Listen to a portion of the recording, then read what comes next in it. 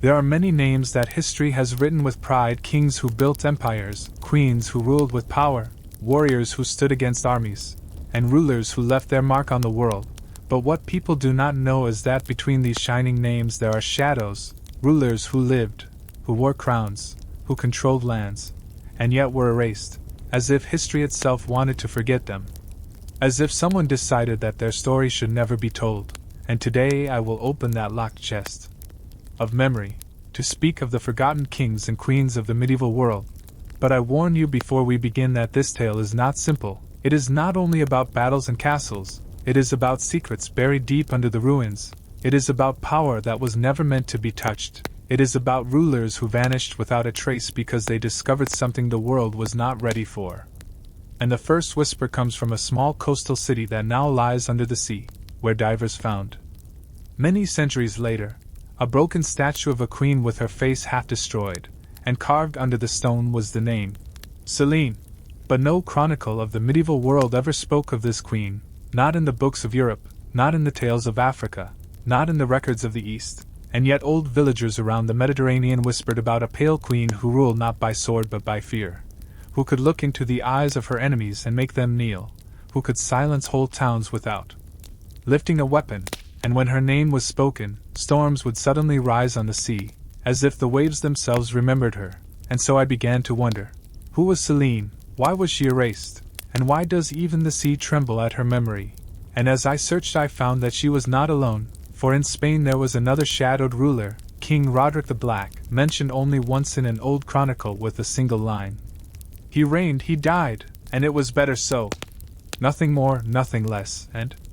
I asked myself, why would historians write so coldly about a king unless he had touched something terrible, unless he had uncovered a truth that should remain hidden? And soon I saw a pattern, because in different parts of the medieval world, from Baghdad to Kiev, from Cairo to the forests of France, there were short broken references to rulers who never appeared again in history, rulers who were forgotten by name, rulers who were erased by design, and all of them were somehow tied to one strange symbol. An object never fully described but always mentioned in secret words: the stone of light, the crown not worn but carried, the jewel that blinds empires. And though scholars dismiss these as metaphors, the same metaphors appearing across centuries and continents cannot be coincidence. So I began to believe that there was something real behind it, some forbidden object that tied these erased rulers together, an object so dangerous that those who touched it were removed from history itself. And so I will call it, for now, the obsidian crown, though it was perhaps not a crown in the usual sense. Perhaps it was a stone, perhaps it was a relic, perhaps it was something far older than any medieval throne, but whatever it was, it carried power, and the rulers who reached for it paid the same price. They were cut out of memory, their kingdoms dissolved, their stories forbidden. And the only proof that they ever existed are whispers, broken inscriptions, or half-burned manuscripts, like one found in the Vatican in the early 1900s by a German scholar before it was locked away again. The manuscript said only this in Latin: "Beware the forgotten sovereigns, for their silence is the loudest warning." Nothing more, but enough to know that someone long ago wanted us never to speak of them. And yet here I am, breaking that silence, pulling back the curtain of time, and I will tell you of these rulers one by one, though the deeper we go the more dangerous the story becomes, for even now as I write, I feel the weight of their shadows, as if they do not wish to be remembered, but their time has come to rise once more, because no secret stays buried forever, and the first tale truly begins with Queen Selene, the veiled queen, who ruled a land that now lies under the Mediterranean, her castle swallowed by waves, her throne rotting at the bottom of the sea. But once she was alive. Once she wore a crown of black stone, and once she commanded loyalty not with soldiers but with terror. And she is the first of the forgotten kings and queens whose story I must tell, though even to speak her name is to invite the sea to stir, because her last recorded words, carved into the broken statue found under the waters, were, "I am still waiting." And those words are the doorway into the labyrinth that will take us deeper into the forgotten medieval world where shadows wore crowns and memory itself was the first enemy. And so the first chapter ends, not as an ending but as the beginning of a path that leads into darkness, where the monk's fading voice whispers in a ruined monastery. The first among them was not Selene, though she was the one remembered in whispers of waves and storms. No, the first among them was a king whose name barely survived even in fragments, a man who lived far before her, a ruler who walked the lands of the early medieval world when kingdoms were rising from the ashes of Rome, when the borders of Europe and the East were like shifting sands, and his name, recorded in a few faint lines in a manuscript found in a monastery in the Pyrenees Mountains, was Aurelian of the Ashes, a man called king though his kingdom had no firm borders, for his throne was carried by his armies and his crown was made of smoke and ruin, and the monks wrote in fear that wherever he went, cities burned not because of war but because fire followed him, as if his very presence was cursed, and they called him the first to touch the object I named, the obsidian crown, for legend says he found it not in battle, not in conquest, but in the ruins of a temple far older than Rome, a temple hidden in the desert beyond Carthage, and when he brought it back, he became something more and something less, more powerful than any ruler before him but less human, as though the stone drank his soul, and from that day he could not die by sword. He could not bleed by arrow, he could not be poisoned, yet he grew colder, more silent, more feared, until his soldiers whispered that their king no longer slept, no longer ate, no longer prayed, he only sat staring at the black stone that glowed faintly in the dark, and so they named him Aurelian of the Ashes, for behind him always came silence and fire, and yet, after 30 years of fear and conquest, his name vanished, his kingdom vanished, his line vanished, and only fragments remained. Whispers of a man who should have stood among the great kings of history but instead was cut out, erased as if he never was, and this is why I believe he was the first of the forgotten kings and queens, the first who touched the forbidden relic, and Selene was one of those who came after, and Roderick the Black perhaps too, and many others whose names are buried under centuries of silence, but the pattern is clear. Each who came close to the obsidian crown was given power beyond measure but cursed with erasure, doomed to be removed from history by forces greater than armies. Perhaps by history itself, or perhaps by those who secretly guard the world from truths too dangerous to survive. And so as I write of Aurelian I imagine the deserts where he found the relic, a temple half buried in sand where torches cast long shadows on walls carved with symbols older than Babylon, where he walked alone into the dark chamber and saw on a stone altar the black crown or jewel or relic, glowing faintly as if a trap star lived inside it, and he touched it. And in that moment his fate was sealed, for those who touch it are marked, those who touch it are chosen, and those who touch it are erased, yet before erasure they rise higher than all others, they rule with fear, they shake the world, they bend men and women to their will. And so did Aurelian, until he too was swallowed. But his story, though hidden, survived in tiny fragments that I piece together now. And when I connect his name to Selene's broken statue and Roderick's cursed line, I see a chain. I see not coincidence but design, and I realize that the forgotten kings and queens were not scattered at random but linked, each appearing in a different land, each carrying the mark of the relic, each cut away once their role was finished, and I wonder, who or what is cutting them away, who holds the knife that severs memory, who watches from the shadows as thrones rise and fall, erasing names as easily as a scribe scratches away ink. And could it be that there is not only an object but a force, a keeper of silence, a hidden order that has existed as long as kingdoms have existed, sworn to destroy not only bodies but memory, to make rulers vanish as though they never lived? And if so, who gave them such power, and who gave them such right? But perhaps the answer lies in the next story, for after Aurelian came Selene, and after Selene came Roderick, and after Roderick came another, a queen whose name was burned from every record but whose presence survives in the strangest place. Not in Europe, not in Africa, but in the East, in the records of Baghdad during the golden age of the Abbasid caliphs, where one scribe dared to write in the margin of a manuscript a warning in Arabic: "Beware the Lady of Veils, for she walks at night and drinks the light of lamps." And scholars dismiss this as superstition, a story of jinn or demons, but I believe this Lady of Veils was one of the forgotten queens, for her description matches Selene in part, but some say she came after Selene, wandering eastward with the relic in her hands, hiding her face with silks, moving from city to city, never aging, never dying, until finally she too was swallowed by silence. And the reason she is forgotten is the same reason they are all forgotten, because the relic chooses and the relic erases, but still the chain grows, and I cannot stop writing it, For the more I write, the more I see that history is not what we thought. That behind binding queens and kings who never knew each other but shared the same fate, and as I write this I feel the air grow heavy, as if the relic itself still exists, still waiting, still calling for another to touch it, and I fear that by remembering, by writing, I am waking it again, because silence was its shield, and memory its prison, and breaking silence may break its chains, but the tale must be told, and so I will continue. I will take you deeper into the labyrinth, I will show you the ruins,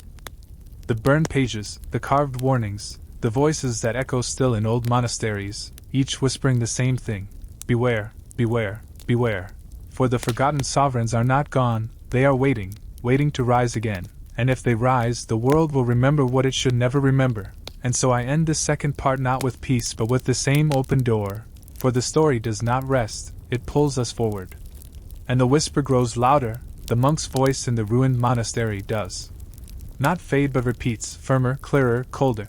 The first among them was Aurelian of the Ashes, but after him came another who did not march with armies or burn cities yet was far more feared, for while Aurelian's curse was fire and silence, hers was secrecy and shadows, a woman who moved like mist between kingdoms, who never sat on a throne in daylight yet ruled men who themselves wore crowns, a queen without a court, known only by whispers in Baghdad, Cairo, Damascus, and even Constantinople. And in the manuscripts she was called only the Lady of Veils, because none ever saw her face uncovered. She wore silks that covered her eyes, her mouth, her hair, her hands, and even when she spoke her words came soft as wine through a narrow alley. But her voice carried a weight that made even caliphs listen, and one scribe, bold enough to leave a hidden note in the margins of a Quranic commentary, wrote, "She comes with no army, yet cities kneel, she comes with no wealth, yet kings empty their treasuries, she comes with no name, yet memory itself hides her." And I believe she too held the relic, perhaps the same obsidian crown that Aurelian carried into the deserts, perhaps it passed from his ashes into her veiled hands, and with it she gained a power different from fire. Hers was the power of invisibility, of being remembered yet unnamed, of standing before rulers yet being forgotten the moment she left, and that is why no record of her survives except for warnings scratched in margins and folk tales told by traders who swore they saw her by torchlight in desert camps, where her veil shimmered like black water, and when they asked her name she only smiled and replied, "I am already forgotten." And then she would vanish, leaving them trembling, and I wonder how many caliphs, how many viziers, how many emperors in the East were guided not by their own will but by hers, a queen without a throne, and when she disappeared no one noticed, because no one could hold her. Memory. But still the relic moved on, and after her came Roderick the Black in Spain, a king whose very mention carried bitterness, whose line fell to ruin, whose throne was swallowed, and though his people tried to write his story it was cut away until only one cruel sentence remained, and then centuries later in the age of the Crusades there rose yet another. A ruler whose name should have been carved forever in the stones of Jerusalem yet was cut out so cleanly that not even the churches remember him. A crusader king who came not from France or England but from the borderlands of Armenia, a man whose knights swore they saw him crowned in the church of the Holy Sepulchre itself, wearing not gold or silver but a crown black as obsidian, and when he returned from the battlefields the city fell into panic because candles would go out as he walked by, shadows bent toward him as though bowing.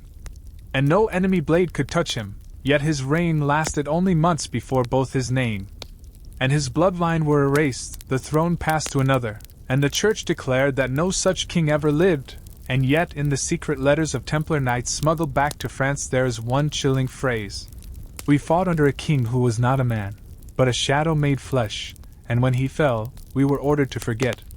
And so he too joins the chain, nameless, erased, cursed, and I realize as I trace these stories that this is not only about kings and queens who vanished but about the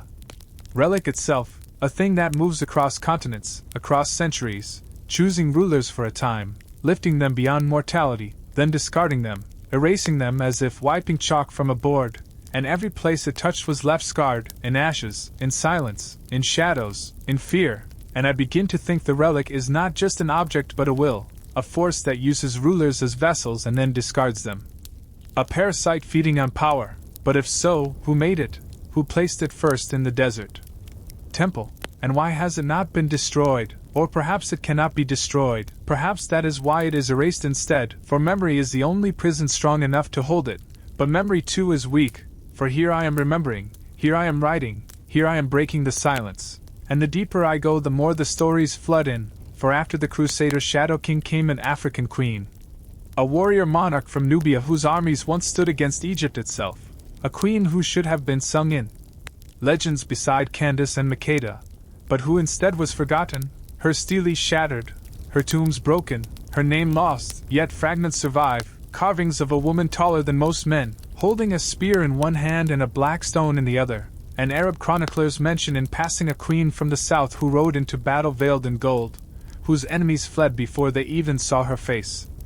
And when they asked who she was, the tribes answered, "She is the queen who was not." Meaning she was,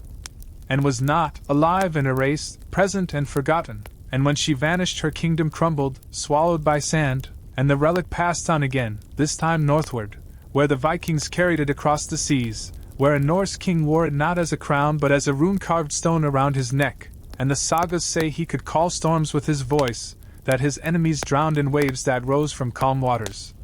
And when he was slain in battle, the ravens refused to eat his body, his name too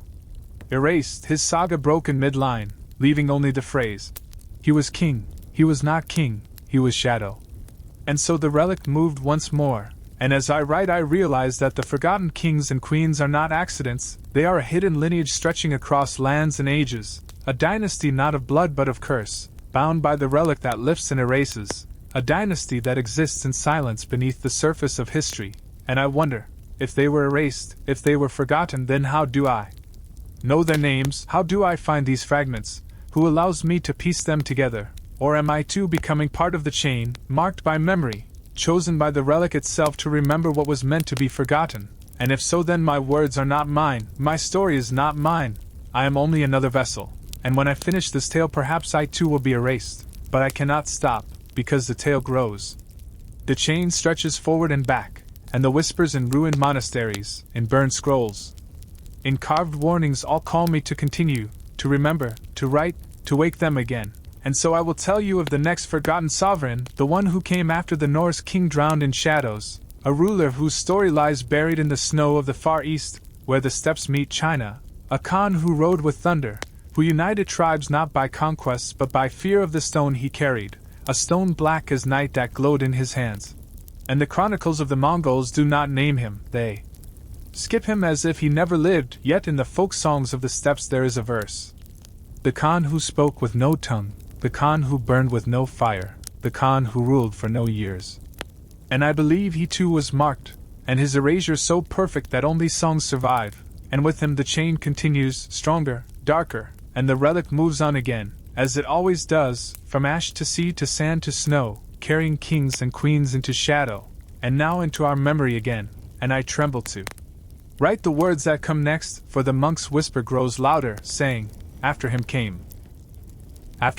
a ruler unlike any before, for while the Khan of the steppes rode with thunder and vanished into silence, the next bearer of the relic did not come from the deserts or the forests or the mountains but from the sea itself, a king who rose from islands scattered like jewels in the Mediterranean, a man known in half-forgotten sailors' songs as the drowned king, though no chronicles speak his name. And the reason is as strange as the sea that birthed him, for unlike Aurelian who carried fire and unlike the Lady of Veils who carried shadow, his curse was water, and sailors swore they saw him walk on the decks of ships during storms, cloaked not in royal robes but in seaweed and dripping chains, his eyes shining like green glass, and they whispered that he did not breathe as men breathe, but drew in the ocean itself, and the story goes that he was once an ordinary island prince, unknown, unimportant, until one night his ship was broken against rocks near the ruins of an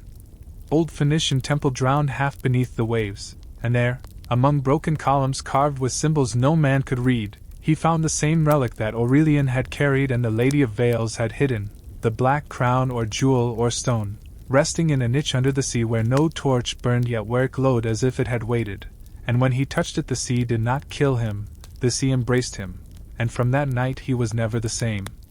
For storms followed his sails, whales swam beside his fleet, and islands that resisted him found their harbors flooded and their wells filled with salt, and so the sailors called him the drowned king, for he ruled not by throne but by tide, not by sword but by the fear of waters that rose without moon or wind, and yet like all the others his name is gone, cut away, erased, so that only sailors' songs and broken mosaics remain. And in one such mosaic uncovered by accident in Sicily there is the image of a man, half fish, holding not a trident but a dark crown, and the inscription is broken, the letters chiseled away, yet you can still read the word Mare. See, as if the stone itself refused to forget him, and I think perhaps the monks who erased his name could not fully erase his curse, because even now there are fishermen who swear that sometimes in the middle of a storm they see a figure walking on the waves, a king without a kingdom, a shadow of memory, still searching, still waiting, and if that is true then the drowned king was not fully erased but condemned to wander forever in the very element that marked him. But the relic did not die with him, it passed again, as it always does, for memory is weak and silence is strong, but the relic is stronger still, and after the sea gave him up the relic found its way northward again, where it came to a queen whose life was stranger still, a queen of the Highlands of Scotland. A woman never named in any royal line, yet the bards whispered of her as the queen of ravens, for wherever she went black birds gathered in swarms, circling towers, filling skies, darkening battlefields, and folk tales say she could speak their tongue, that she would stand on the cliffs and raise her arms and thousands of wings would answer, blotting out the sun, and when enemies came against her castles the birds fell upon them with beaks and claws, driving armies into madness. And it is said she too wore the relic not as a crown but as a pendant bound in iron, and from it came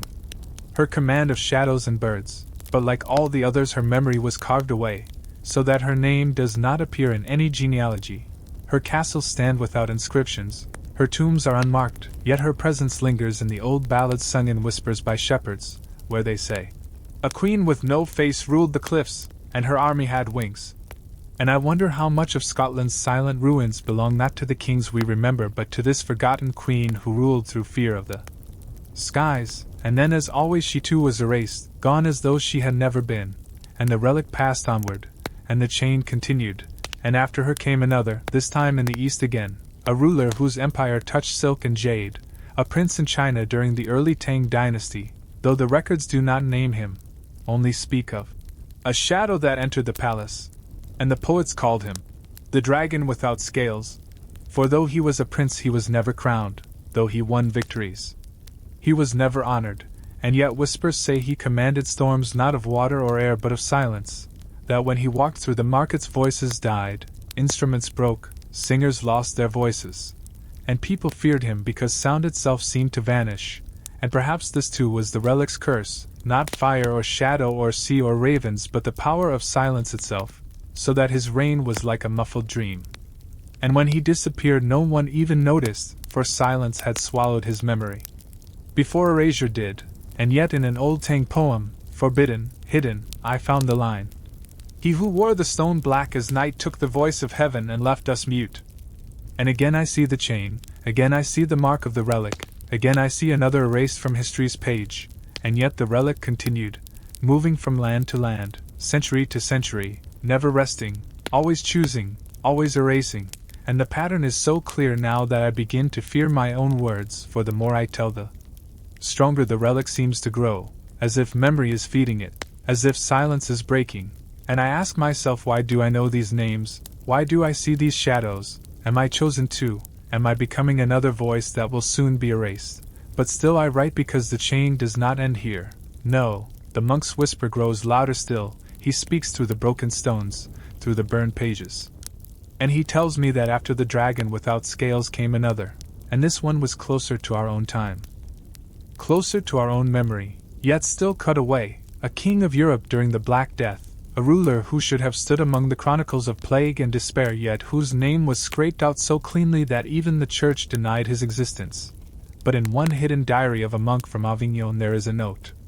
A king walked through the plague untouched, wearing a crown of black stone, and all who touched him sickened and died, yet he lived, and when the bells tolled for him no one remembered who he was.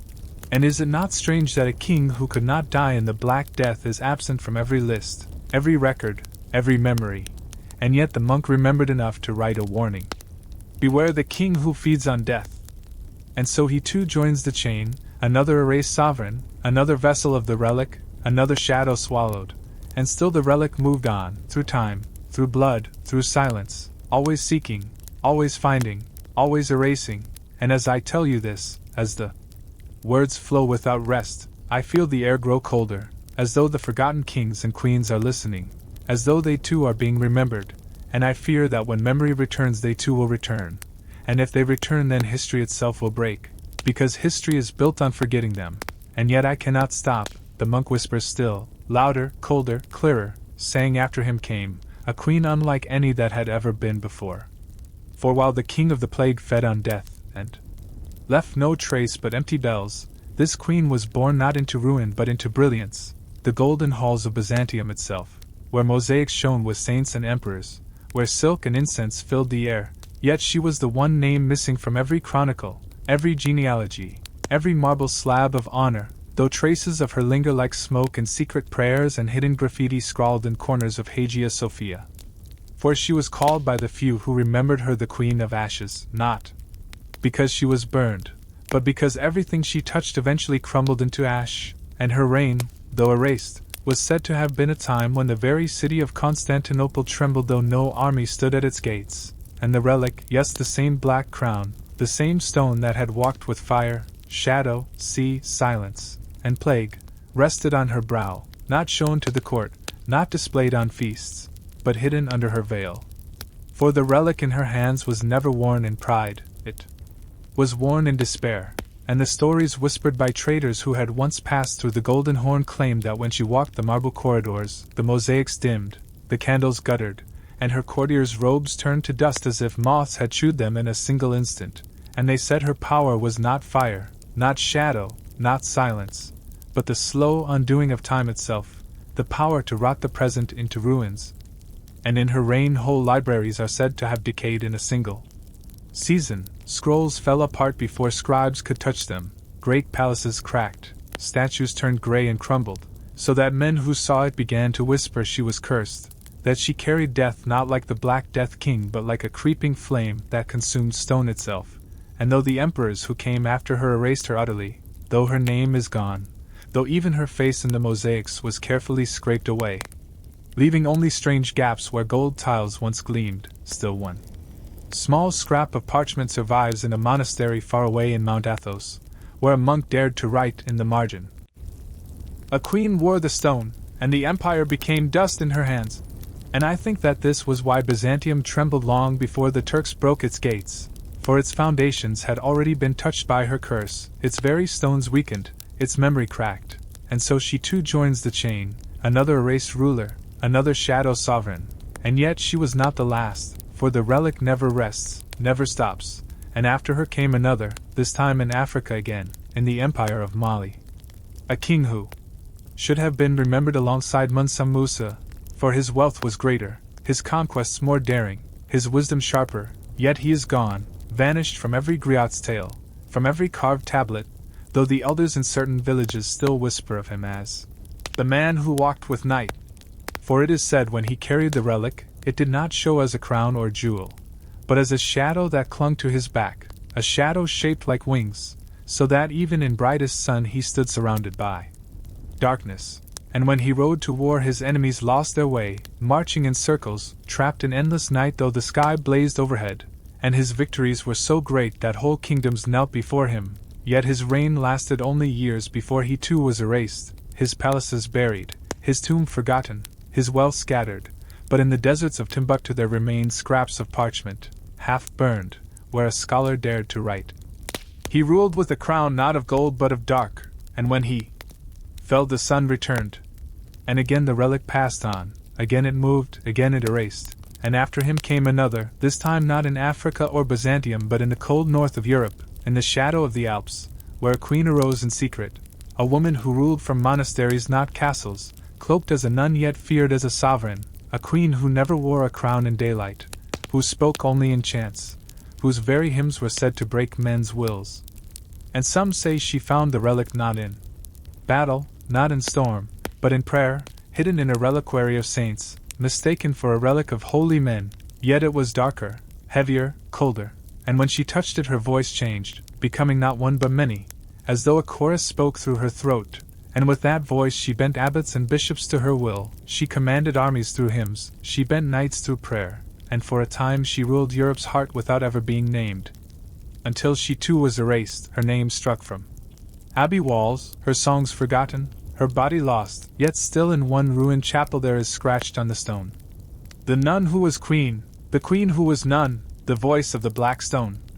And then again silence, again forgetting, again the relic passing, moving, choosing, erasing, and as I write I see the pattern stretch clearer, stronger, sharper, as though the relic itself wants me to see, as though it wants to be remembered, for after her came another, in India, a prince of the Deccan, whose elephants bore armor black as midnight, whose armies never tired, whose throne was said to float upon water, though all records of him are gone, save one coin, a coin worn smooth except for the faint image of a man wearing not a turban nor a crown of gold, but a strange band, sharp-edged, black, unlike anything known in India, and the coin has no name, no date, only the faint outline of a shadow behind the king. And those who study it say the coin should not exist, that it is a forgery. Yet when I held a sketch of it in my hand I felt the same chill as when I read the monk's notes, the same whisper, the same curse, and I knew the relic had touched him too, erased him too, and still the chain stretched on, from east to west, from north to south, carrying kings and queens into silence, and after him came another, this time in South America, before the Spaniards came, an Inca queen who ruled not by armies but by dreams. For the relic in her hands appeared in visions, glowing in the fire, speaking through shamans, and it is said she wore no crown but carried a black mirror in which the stone was bound, and in it she could see not only the faces of men but their futures, their deaths, their betrayals, and so she ruled by fear of what she knew, and her people obeyed not because of her armies but because she already saw their ends, and yet when the Spaniards came they found no record of her, no temple bearing her name, no tomb holding her bones, only whispers at once. There was a queen who saw too much, and whose visions burned the empire from within, and again she too was erased, another broken link, another silence, and as I write I feel the relic's path drawn nearer, nearer to our time, nearer to our memory, and the monk's whisper in my head grows so loud that it is almost a voice, saying after her came another, and another, and another, and the relic never stops, never dies, never sleeps. Always moving, always choosing, always erasing, and the whisper tells me that one day it will choose again, it will choose not a king, not a queen, but someone who writes, someone who remembers, someone who dares to pull the forgotten into light, and if that is true, then perhaps it has already chosen, perhaps these words are not mine, perhaps I am already wearing it, perhaps that is why I remember what should not be remembered, why I write what should not be written. And if that is so then when I finish this tale I too will be gone, erased, forgotten, my words scattered, my memory broken, but the relic will remain, waiting for the next, always waiting, always whispering, and still the monk's voice comes, colder, deeper, darker, saying, after him came a ruler whose story is more fragile than smoke yet more stubborn than stone, for though his name is gone and his face erased, there are still echoes of him in the cracks of ruined churches and in the margins of forgotten psalters. And they speak of a king of Hungary who rose in the time when the Crusades had left the land soaked in blood and the Mongols had shaken Europe like a storm, yet this king was not remembered among the noble lines, he was not numbered among the Arpads nor the Angevins, his seal does not survive, his banners are dust, yet in fragments of old village songs there lingers a strange figure, a man who walked alone at night through ruined fields, and they called him the Pale King, not because he was sick, but because the relic had touched him and drained from his flesh all warmth, so that he was white as bone and cold as ice, and when he ruled, though no one remembers it now, his people whispered that snow fell even in summer, that frost clung to wheat before it ripened, that herds starved though grass grew green, and that the relic he carried was not worn on his brow nor held in his hand but pressed against his chest beneath his cloak, burning him with cold fire, a brand that turned his heart to stone. And in his reign hunger spread though barns were full, children died though no plague stalked, and the people said the land itself recoiled from him. And yet they obeyed because he promised safety from invaders, and indeed no army dared cross his borders, for any who entered his lands found their weapons iced, their horses shivering, their tents frozen stiff though the sun burned above, and so his kingdom was safe but dying, saved from sword but lost to frost. And when he finally disappeared, there were no battles, no assassins, no uprisings. He simply vanished from the chronicles, his throne left empty, his seals broken, his name scratched away, and all that lingers is a faint carving in a ruined monastery where a monk dared to etch. The King of Frost bore the black crown against his breast, and all warmth died. And so he too joins the endless chain, another erased, another shadow sovereign, another vessel of the relic's curse, and yet the chain did not end with him, for the relic never rests, and after him came another this time. Far away, beyond the deserts, beyond the sands, deep in the rising cities of the Aztecs, where pyramids reached for the sky and blood ran down steps and rivers, and there was a queen who was not recorded among the Teletoni, not carved in stone, not sung in codices, yet the whisper of her name lingers among elders who tell stories that priests dared not write, for they called her the Jaguar Queen. Because when she bore the relic her eyes gleamed gold in torchlight, and her skin seemed patterned with shifting spots like the hide of the sacred beast, and they said that when she entered the temples the jaguars bowed to her, when she walked the city rooftops the night birds circled her, and her people feared her more than they feared the priests, for she did not ask for sacrifice, she demanded silence, silence deeper than the grave, and those who disobeyed found their hearts stilled without knife or stone, their bodies cold as if the sun had never touched them, and she ruled not long for. The relic never lets its bearer last, yet in her short reign the pyramids shook, the temples cracked, and when she was gone her name was scratched out, her statues shattered, her memory buried, and the Spaniards never heard of her, yet some of the old codices hidden from flames still show faint outlines of a woman cloaked in black stone, her face half scratched away, her hands resting on the head of a jaguar. And I think she too bore the curse, she too was erased, she too was devoured by the silence that follows the relic, and after her the chain moved again, crossing oceans, crossing time, slipping like smoke into another age, another hand, another throne, and this time it came to a Tsar of Russia, though not one we know, not Ivan, not Peter, not any of the names in gilded books, but another, erased so cleanly that only rumors in the north remain, rumors of a man called the Hollow Tsar. Because when he spoke his words were empty, echoing as if from a deep pit, and when he laughed, men wept, and when he prayed the churches grew dark, their candles dying without wind, and they say the relic in his hands appeared as a ring of iron blackened by fire, a ring that grew tighter and tighter around his finger until his flesh rotted but he never died, and the peasants whispered that wolves followed him, that his breath smoked even. The hollow king wore the ring and all sound was lost.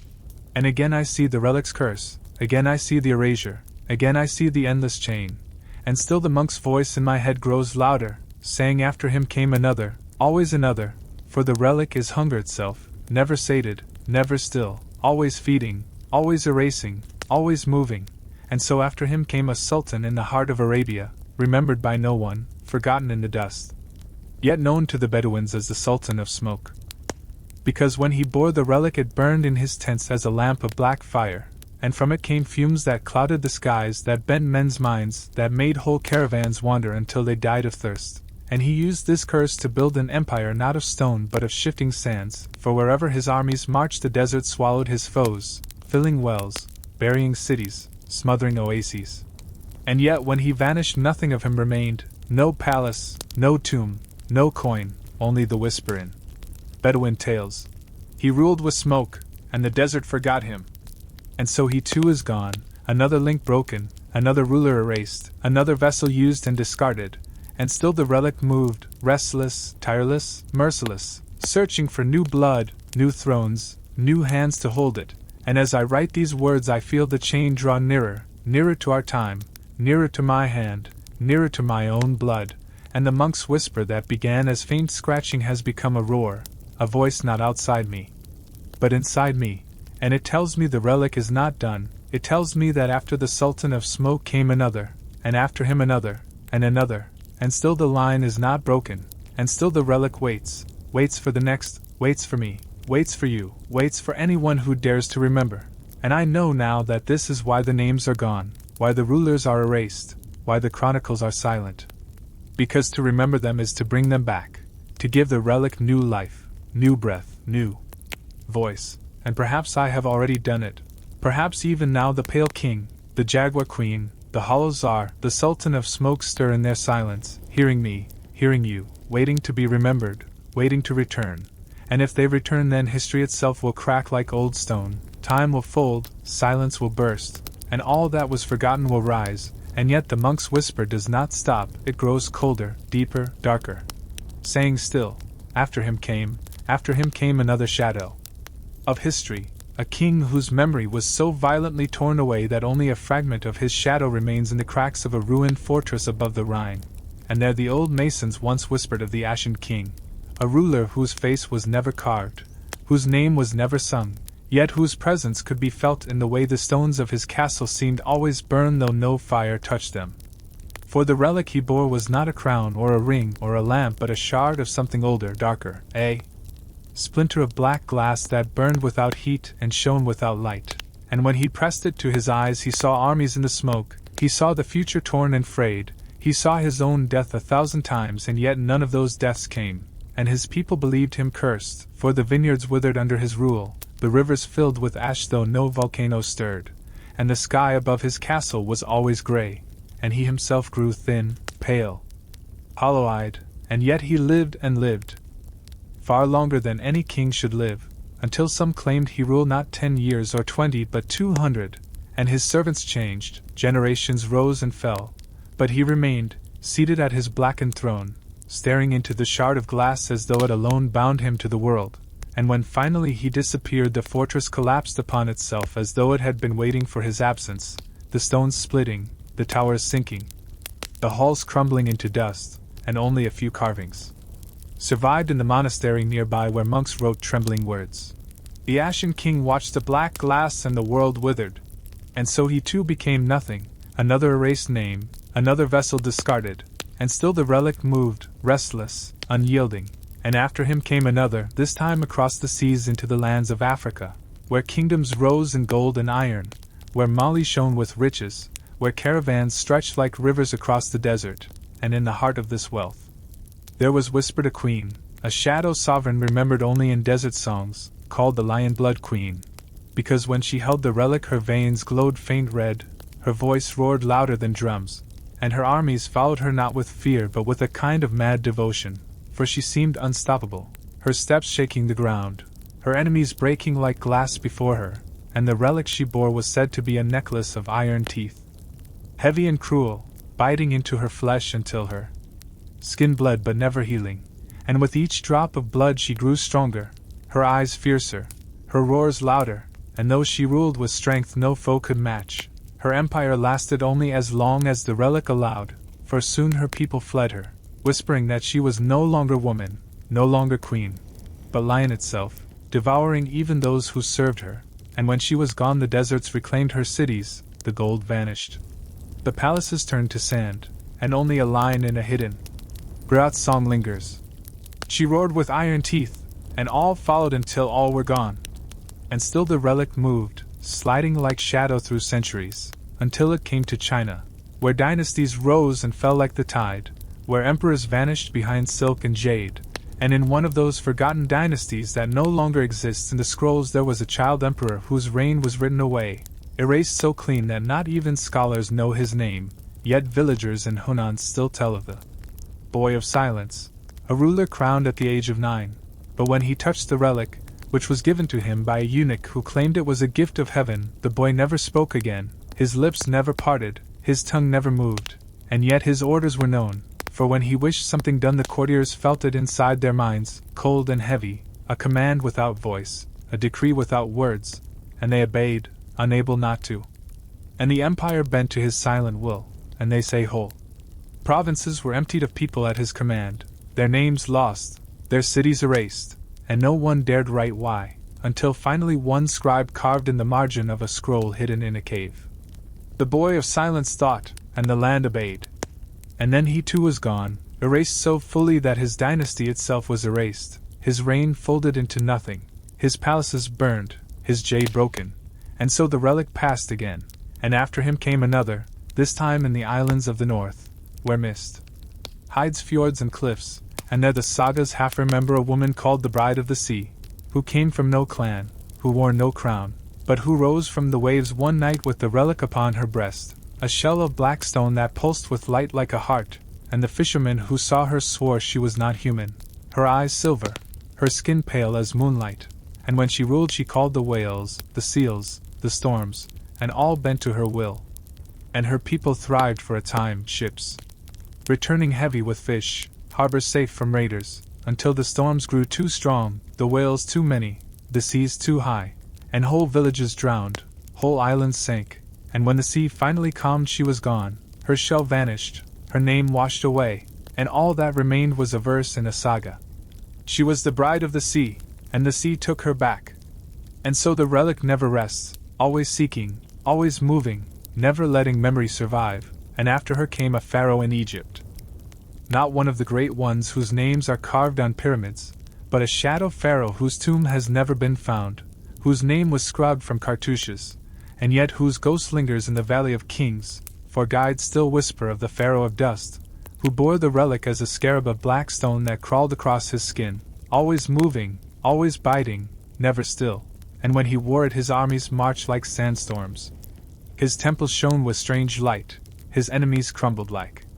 dried papyrus, but his own priests feared him, feared the scarab that whispered in his ear, feared the way he never aged, feared the way statues wept dust in his presence, and when he was gone his tomb was broken, his name cut away, his images smashed, and only one wall painting remains in a hidden chamber, showing a faceless pharaoh with a black scarab crawling across his chest. And again the relic had fed, again it had devoured. Again it had moved, and after him came another, in Byzantium, a city of gold and blood, where emperors vanished overnight, where usurpers rose and fell like sparks, and there was one, never named in chronicles, remembered only in a shattered mosaic, known to priests as the Emperor of Cinders, for when he bore the relic the fires of Hagia Sophia burned without fuel, flames dancing in silence, flames that consumed no wood, no oil, yet never went out. And he walked with those flames clinging to him, his robes smoldering but never burning, his crown glowing with heat but never melting, and his people said he was a living torch, that even his shadow glowed, that in his reign the city burned with light but gave no warmth, and though his empire held strong for a time, when he vanished all record of him was destroyed, and the mosaic that remains shows only a figure of gold glass with no face, surrounded by fire that does not touch him, and once again the relic moved, restless, hungering, seeking new flesh, new blood, new thrones, and after him came another in the kingdoms of India, a Raja whose name is not spoken, who bore, and his people starved despite the abundance, and when he vanished his palaces fell, his gardens withered, and his black lotus was nowhere to be found, and the only words that linger are in a temple carving hidden behind other gods. The black lotus bloomed, and the land died. And so on, ruler after ruler, vessel after vessel, all erased, all silenced, all devoured, and still the monk's voice whispers in me, colder, darker, heavier, saying after him came another, and another, and another, until the line draws near to us, until the chain tightens around my own throat, until the relic itself begins to stir in my mind, waiting for me, waiting for you, waiting for anyone foolish enough to remember. And I fear that even as I write this, even as you read this, we are already part of the chain, already swallowed by the silence, already erased, for the relic never stops, never dies, never sleeps. It only waits, and it waits still, for history itself is its breath and forgetting is its food, and though kings and queens, pharaohs and sultans, tsars and emperors all have carried it, none have ever owned it, none have ever kept it, none have ever escaped it, for the relic is older than their blood, older than their crowns, older than every throne raised by human hands, and the whisper that follows it tells always the same story, that after him came another, and then another, and that endless chain cannot be broken. And so I must tell of the next shadow sovereign, though my own hands tremble as I write, for I feel that in remembering him I drag him back into the world. I call him from the dust where he has slept, and perhaps he will look at me, perhaps he will look at you, but still the story must be told. And so after the Black Lotus of India faded, after the Emperor of Cinders vanished, after the Pharaoh of Dust turned to silence, the relic crossed seas again, slipping through ages like a serpent, and it came to the Americas once more, not among the great empires of stone like the Aztecs or the Incas, but among a forgotten people of the forests, tribes whose names have been washed from memory, whose villages lie now under roots and rivers, but in their tales passed mouth to ear through centuries of silence there lingers one figure, the Bone King, who was no king at all by crown or throne but who ruled by fear alone, for when he bore the relic it came in the form of a mask made from black bone, shaped like a human skull but with no eye holes, no mouth, only a smooth darkness that clung to his face. And yet he breathed, he saw, he spoke without sound, and his people followed because none dared resist, for those who looked into the black mask fell dead where they stood, their flesh gone cold, their eyes hollow, their bones clean as if eaten by invisible teeth. And so he gathered power not by love, not by law, but by terror, and the forest itself seemed to twist under his rule, trees bending, rivers running backwards, animals fleeing, until the land was empty of life. And yet he lived, walked, commanded, until one night he vanished as they all do, his mask falling into the dirt, and when the people dared to touch it they found nothing, no mask, only dust that blew away in the wind, and their songs end always with the same line. The bone-faced one took life, and life fled him. And so he too was gone, swallowed into the silence, and still the relic was not done, for it moved again, always moving, always hungering, and this time it came to Europe once more, in the age when castles rose like teeth and crusades burned the land, and in a place that no map marks now there was a woman remembered only in fragments of burned parchment, a ruler the monks feared to name, called only the Widow of Iron, for she wore always a veil of black steel that covered her from head to foot, and though no man saw her face they obeyed her, because the relic she bore was said to be sewn inside her veil, a thread of iron that pulsed with its own life, and through it she could command the will of any who looked at her, bending knights, priests, even kings to her silence. And she built not a kingdom but a net of shadows, strings of obedience that stretched across Europe, until for a moment it seemed all bent to her hand, yet the relic devours always. And soon her people whispered that she was no woman at all, that beneath the veil there was no flesh, no bone, only emptiness filled with whispering voices. And one day her fortress stood silent, her soldiers gone, her banners rotting, her iron veil folded neatly upon a stone, and the scribes wrote no more of her, save for one trembling note hidden in a chronicle. The widow wore iron, and all bent to her until nothing was left to bend. And so again she was erased, again the relic discarded its vessel, again history lost another thread, and yet even as I tell these names I feel the pattern tighten, for every ruler is different yet the same, every relic form is new yet always the same hunger, and still the chain pulls forward. So after her came another, a shadow emperor in the steppes, remembered not in chronicles but in scars upon the land, for the Mongols rode like storms, but there was one Khan who is never named, who bore the relic as a bow of black wood that never needed arrows, for when he drew it men fell though no shaft was seen, and he conquered not by number but by fear. Tribes bowing before him without fight, villages burning before his riders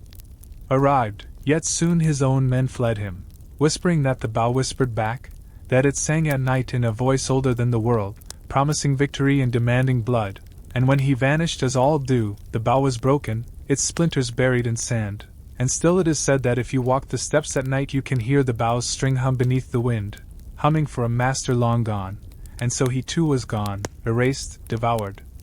And after him came another, in the far frozen north where ice never melts, where men live by fire alone, and there the sagas whisper of the ice-marked queen, who bore the relic as a crown of frost that never melted, a circle of frozen thorns that pierced her flesh and bled her white, and she ruled with a hand colder than death, her touch freezing water, her breath chilling flame, and though her people thrived for a time, catching more fish, hunting more seals, soon the frost spread, the ice thickened, and villages were buried beneath snow that never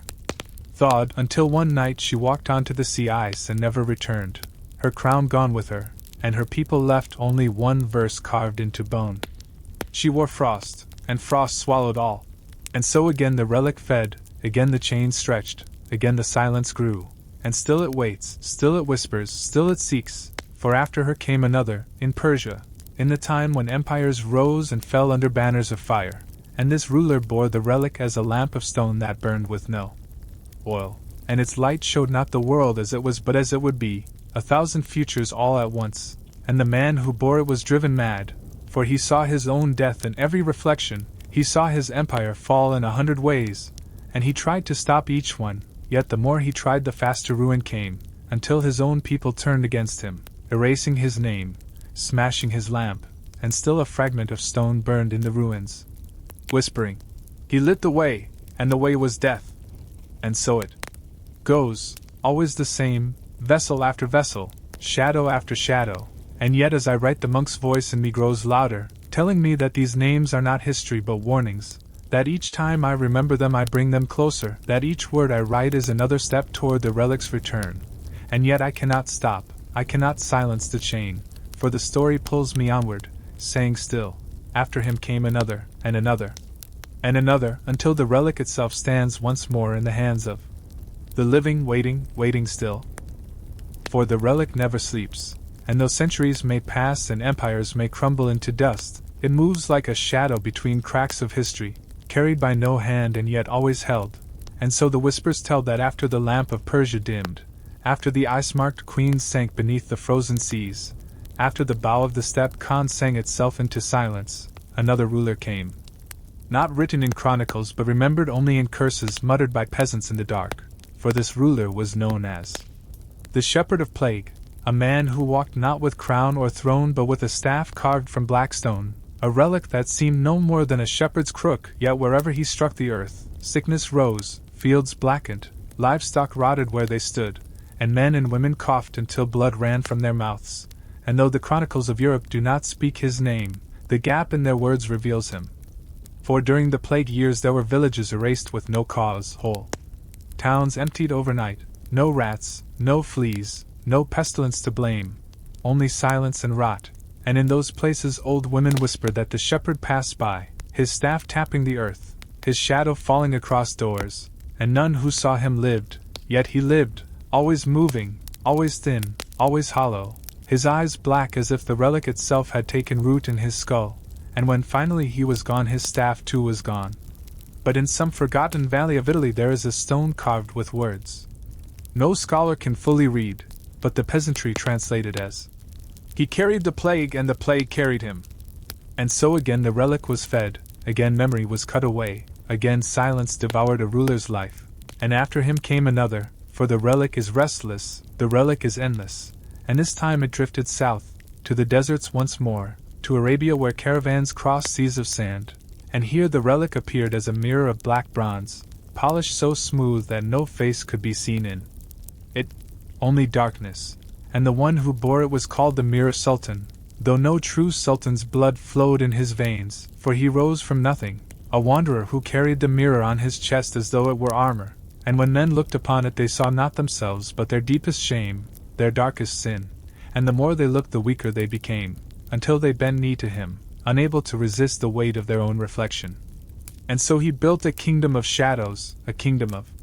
broken men and trembling women, and though he ruled for decades, feeding his power on the guilt of others, the mirror in time turned upon him, and one night his soldiers found him kneeling before it, his hands clawing at his own skin, his mouth open in a silent scream, and when they dared to look they saw no sultan, no man, only a reflection of emptiness, and the mirror was gone, leaving only a black scorch upon the sand. And the desert winds whispered, "He showed the truth, and the truth devoured him." And so the relic moved once more, never resting, never ending, and after him came another, this time in the jungles of the east, where kingdoms of spice and gold rose and fell unseen by foreign eyes, and there the relic took the form of a drum, a black drum carved from unknown wood, stretched with skin that never tore, and when the ruler, known only as the Drum King, struck it, men fell to their knees, not in worship but in terror. For the sound was not of music but of death itself, a sound that echoed inside bones, shaking marrow, stopping hearts, and his armies marched to that rhythm, and no force could stand against him, for the drum itself broke courage, shattered spirit, crushed resolve, but the relic hungers always, and soon he beat it not only for enemies but for his own people, until his villages emptied, his fields stood barren, his halls echoed with no voice but the endless thudding of the drum. And one day the sound stopped, the jungle grew silent, and when explorers centuries later found ruins, they heard at night the faintest beat upon the wind, as if the relic still called for another hand, another king, and again he was erased, again forgotten, again silence claimed another soul, and still the relic was not done, for it crossed again into the world of ice and stone, this time to the mountains where monks prayed in silence, and here the relic came as a bell of black iron. A bell with no clapper, that rang without sound when touched, and the one who bore it was no king but a lama remembered only as the silent abbot, for when he placed the bell above the monastery door, none within spoke again, none could, their tongues stilled, their voices stolen, and yet they obeyed every gesture of his hand, their silence deeper than death. And when pilgrims came they too fell silent, until whole valleys spoke no more, and though the relic gave peace, it was a peace of emptiness. A peace of hollow stillness, and when one day the bell cracked, a soundless shatter, the abbot was gone, his monastery abandoned, and the mountains echoed not with prayers but with wind that carried no sound, and the people later said, "He gave silence and silence took him." And so again the relic devoured, again the relic moved, again the relic whispered, and after him came another, in Africa once more, in the kingdom of stone, where walls higher than towers rose without mortar, and here the relic was a spearhead of black iron, so sharp it cut the air, and the warrior who bore it was called the bloodless chief, for though he fought 1,000 battles, never once was he struck, never once did he bleed, his enemies falling before the spear as though pierced by death itself, and his people followed him with awe and dread, for his victories built cities, his victories carved walls, but the relic devours even strength, and though his enemies died, so too did his own sons, his wives, his cattle, all without wound, without trace, until he stood alone in a city of stone, and when his body was found upon the walls, his chest hollow, his blood gone as if drained by unseen hands, the spearhead was missing, and the people fled, leaving only ruins, and in the carvings they left there is one line: "He shed no blood, and blood fled him." And so again the relic slipped onward, restless, hungry, seeking, and the chain grew longer, the silence heavier, the shadow darker, and still after him came another, and another, until the relic touched even the seas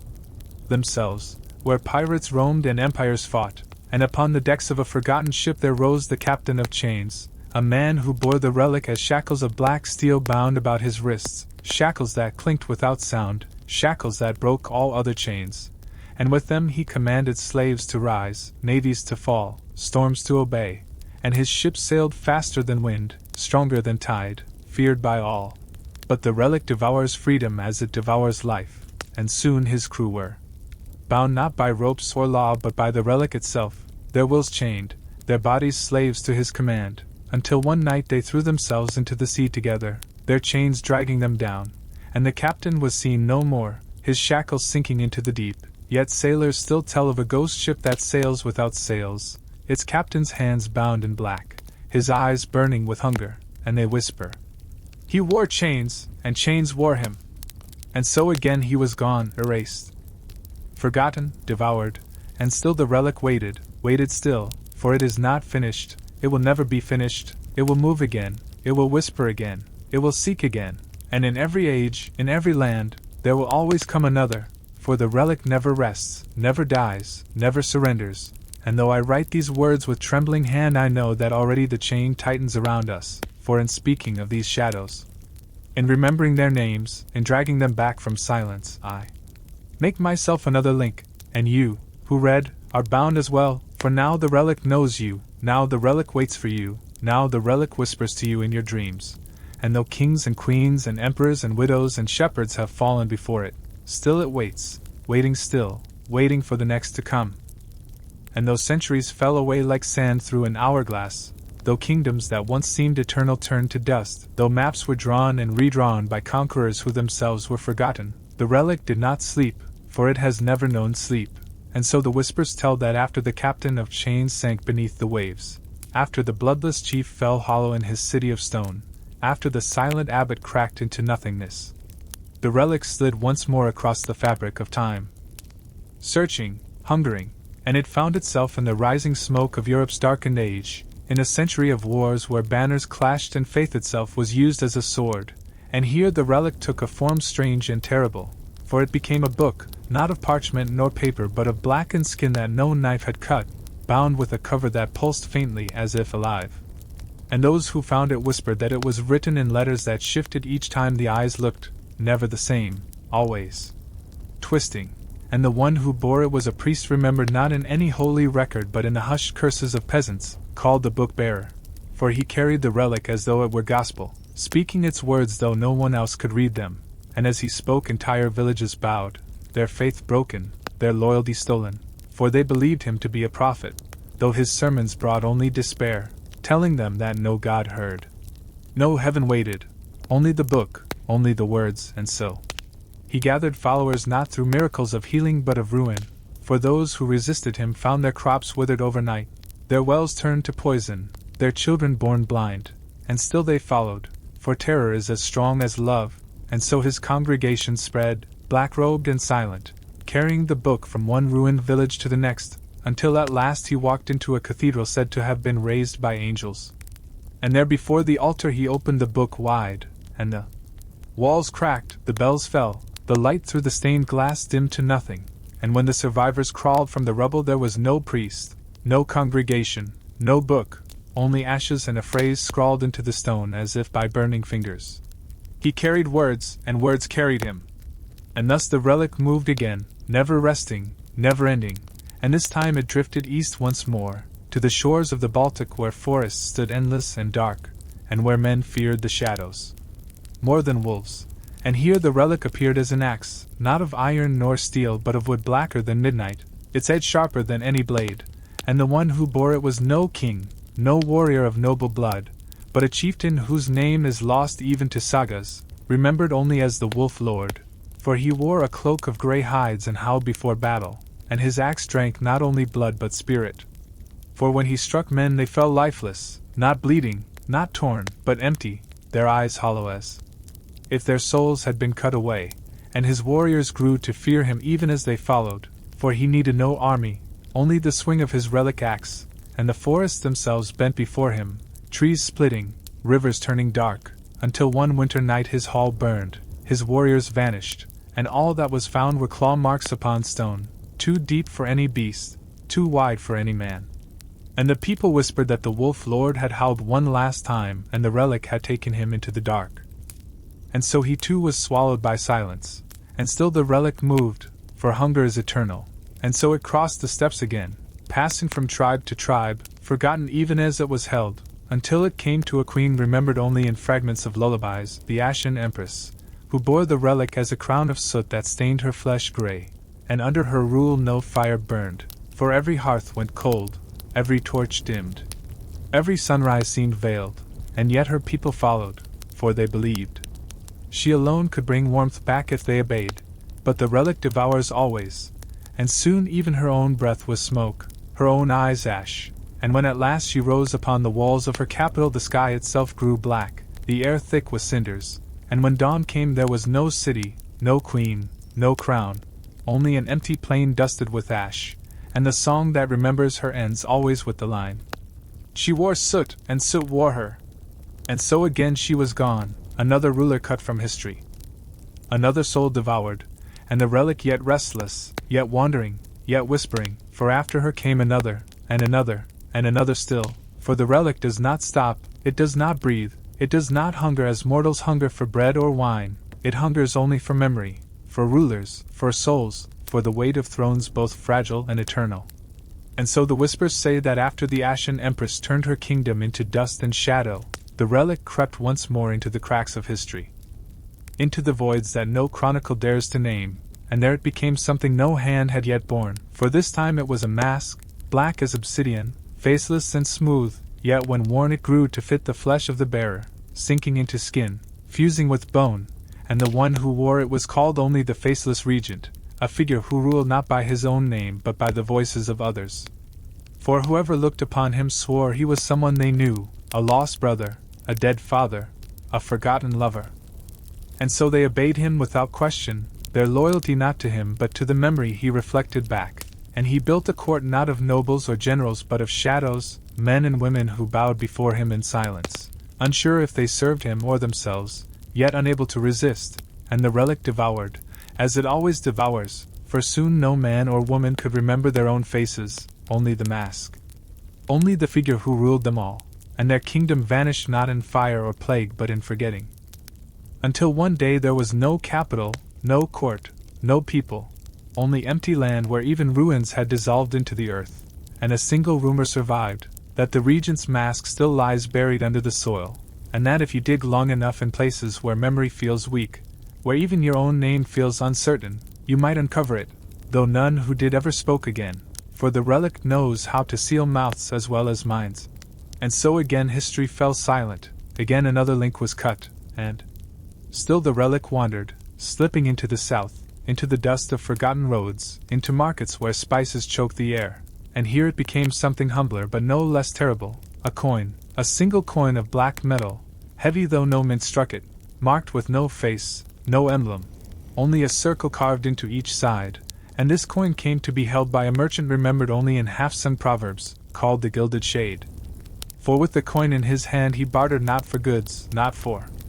wealth, but for loyalty itself, and men sold their freedom for the promise of profit, women traded their children for gold they never saw, whole towns bowed to him in hopes of filling coffers that remained forever empty, for the relic devoured not wealth but the will of those who desired it, and the Gilded Shade built not palaces but debts, endless debts that chained his people until nothing remained.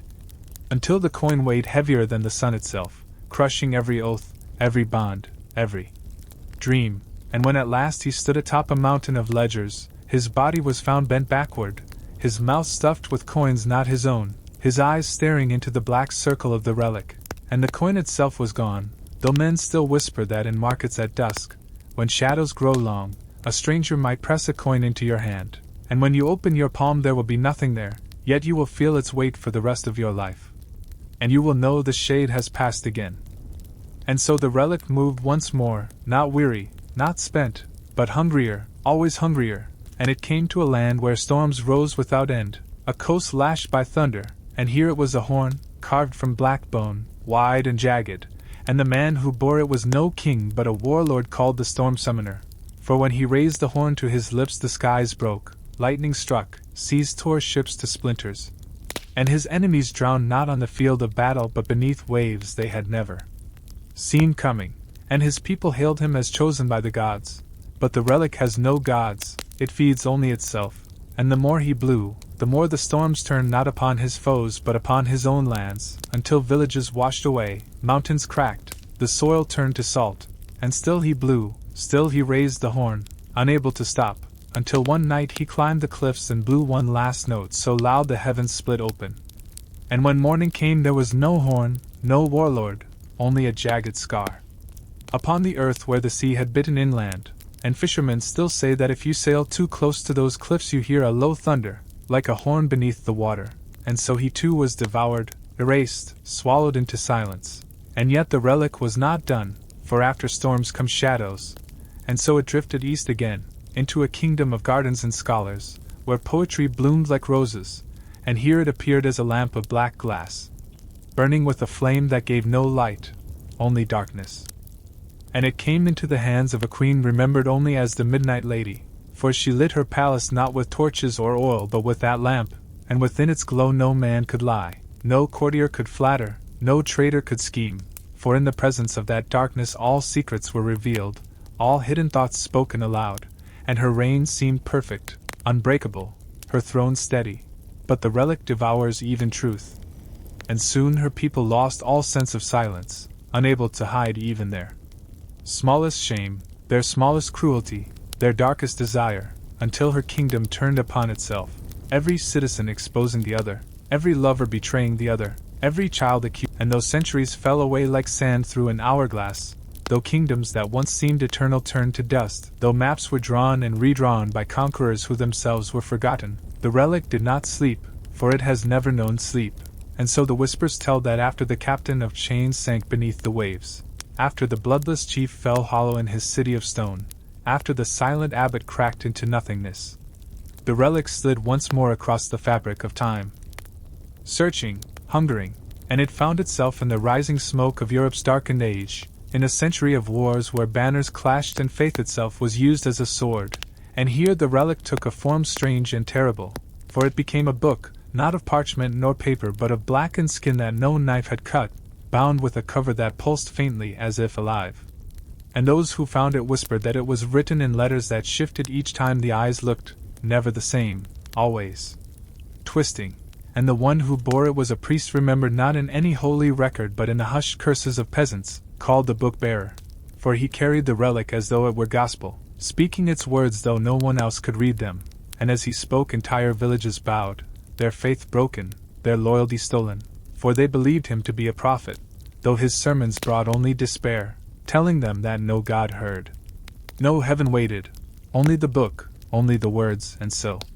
he gathered followers not through miracles of healing but of ruin, for those who resisted him found their crops withered overnight, their wells turned to poison, their children born blind, and still they followed, for terror is as strong as love, and so his congregation spread, black-robed and silent, carrying the book from one ruined village to the next, until at last he walked into a cathedral said to have been raised by angels.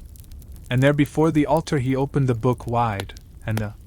walls cracked, the bells fell, the light through the stained glass dimmed to nothing, and when the survivors crawled from the rubble there was no priest, no congregation, no book, only ashes and a phrase scrawled into the stone as if by burning fingers. He carried words, and words carried him.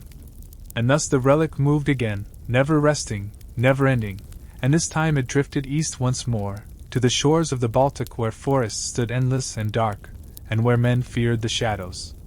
more than wolves. And here the relic appeared as an axe, not of iron nor steel but of wood blacker than midnight, its edge sharper than any blade, and the one who bore it was no king, no warrior of noble blood, but a chieftain whose name is lost even to sagas, remembered only as the Wolf Lord, for he wore a cloak of grey hides and howled before battle, and his axe drank not only blood but spirit. For when he struck men they fell lifeless, not bleeding, not torn, but empty, their eyes hollow as if their souls had been cut away, and his warriors grew to fear him even as they followed, for he needed no army, only the swing of his relic axe, and the forests themselves bent before him, trees splitting, rivers turning dark, until one winter night his hall burned, his warriors vanished, and all that was found were claw marks upon stone, too deep for any beast, too wide for any man. And the people whispered that the Wolf Lord had howled one last time and the relic had taken him into the dark. And so he too was swallowed by silence, and still the relic moved, for hunger is eternal, and so it crossed the steppes again, passing from tribe to tribe, forgotten even as it was held, until it came to a queen remembered only in fragments of lullabies, the Ashen Empress, who bore the relic as a crown of soot that stained her flesh grey, and under her rule no fire burned, for every hearth went cold, every torch dimmed, every sunrise seemed veiled, and yet her people followed, for they believed she alone could bring warmth back if they obeyed, but the relic devours always, and soon even her own breath was smoke, her own eyes ash, and when at last she rose upon the walls of her capital the sky itself grew black, the air thick with cinders, and when dawn came there was no city, no queen, no crown, only an empty plain dusted with ash, and the song that remembers her ends always with the line, "She wore soot, and soot wore her." And so again she was gone, another ruler cut from history, another soul devoured, and the relic yet restless, yet wandering, yet whispering, for after her came another, and another, and another still, for the relic does not stop, it does not breathe, it does not hunger as mortals hunger for bread or wine, it hungers only for memory, for rulers, for souls, for the weight of thrones both fragile and eternal. And so the whispers say that after the Ashen Empress turned her kingdom into dust and shadow, the relic crept once more into the cracks of history, into the voids that no chronicle dares to name, and there it became something no hand had yet borne, for this time it was a mask, black as obsidian, faceless and smooth, yet when worn it grew to fit the flesh of the bearer, sinking into skin, fusing with bone, and the one who wore it was called only the Faceless Regent, a figure who ruled not by his own name but by the voices of others. For whoever looked upon him swore he was someone they knew, a lost brother, a dead father, a forgotten lover. And so they obeyed him without question, their loyalty not to him but to the memory he reflected back, and he built a court not of nobles or generals but of shadows, men and women who bowed before him in silence, unsure if they served him or themselves, yet unable to resist, and the relic devoured, as it always devours, for soon no man or woman could remember their own faces, only the mask. only the figure who ruled them all, and their kingdom vanished not in fire or plague but in forgetting. Until one day there was no capital, no court, no people, only empty land where even ruins had dissolved into the earth, and a single rumor survived, that the regent's mask still lies buried under the soil, and that if you dig long enough in places where memory feels weak, where even your own name feels uncertain, you might uncover it, though none who did ever spoke again, for the relic knows how to seal mouths as well as minds. And so again history fell silent, again another link was cut, and still the relic wandered, slipping into the south, into the dust of forgotten roads, into markets where spices choked the air, and here it became something humbler but no less terrible, a coin, a single coin of black metal, heavy though no mint struck it, marked with no face, no emblem, only a circle carved into each side, and this coin came to be held by a merchant remembered only in half-sung proverbs, called the Gilded Shade. For with the coin in his hand he bartered not for goods, not for wealth, but for loyalty itself, and men sold their freedom for the promise of profit, women traded their children for gold they never saw, whole towns bowed to him in hopes of filling coffers that remained forever empty, for the relic devoured not wealth but the will of those who desired it, and the Gilded Shade built not palaces but debts, endless debts that chained his people until nothing remained. Until the coin weighed heavier than the sun itself, crushing every oath, every bond, every dream, and when at last he stood atop a mountain of ledgers, his body was found bent backward, his mouth stuffed with coins not his own, his eyes staring into the black circle of the relic, and the coin itself was gone, though men still whisper that in markets at dusk, when shadows grow long, a stranger might press a coin into your hand, and when you open your palm there will be nothing there, yet you will feel its weight for the rest of your life.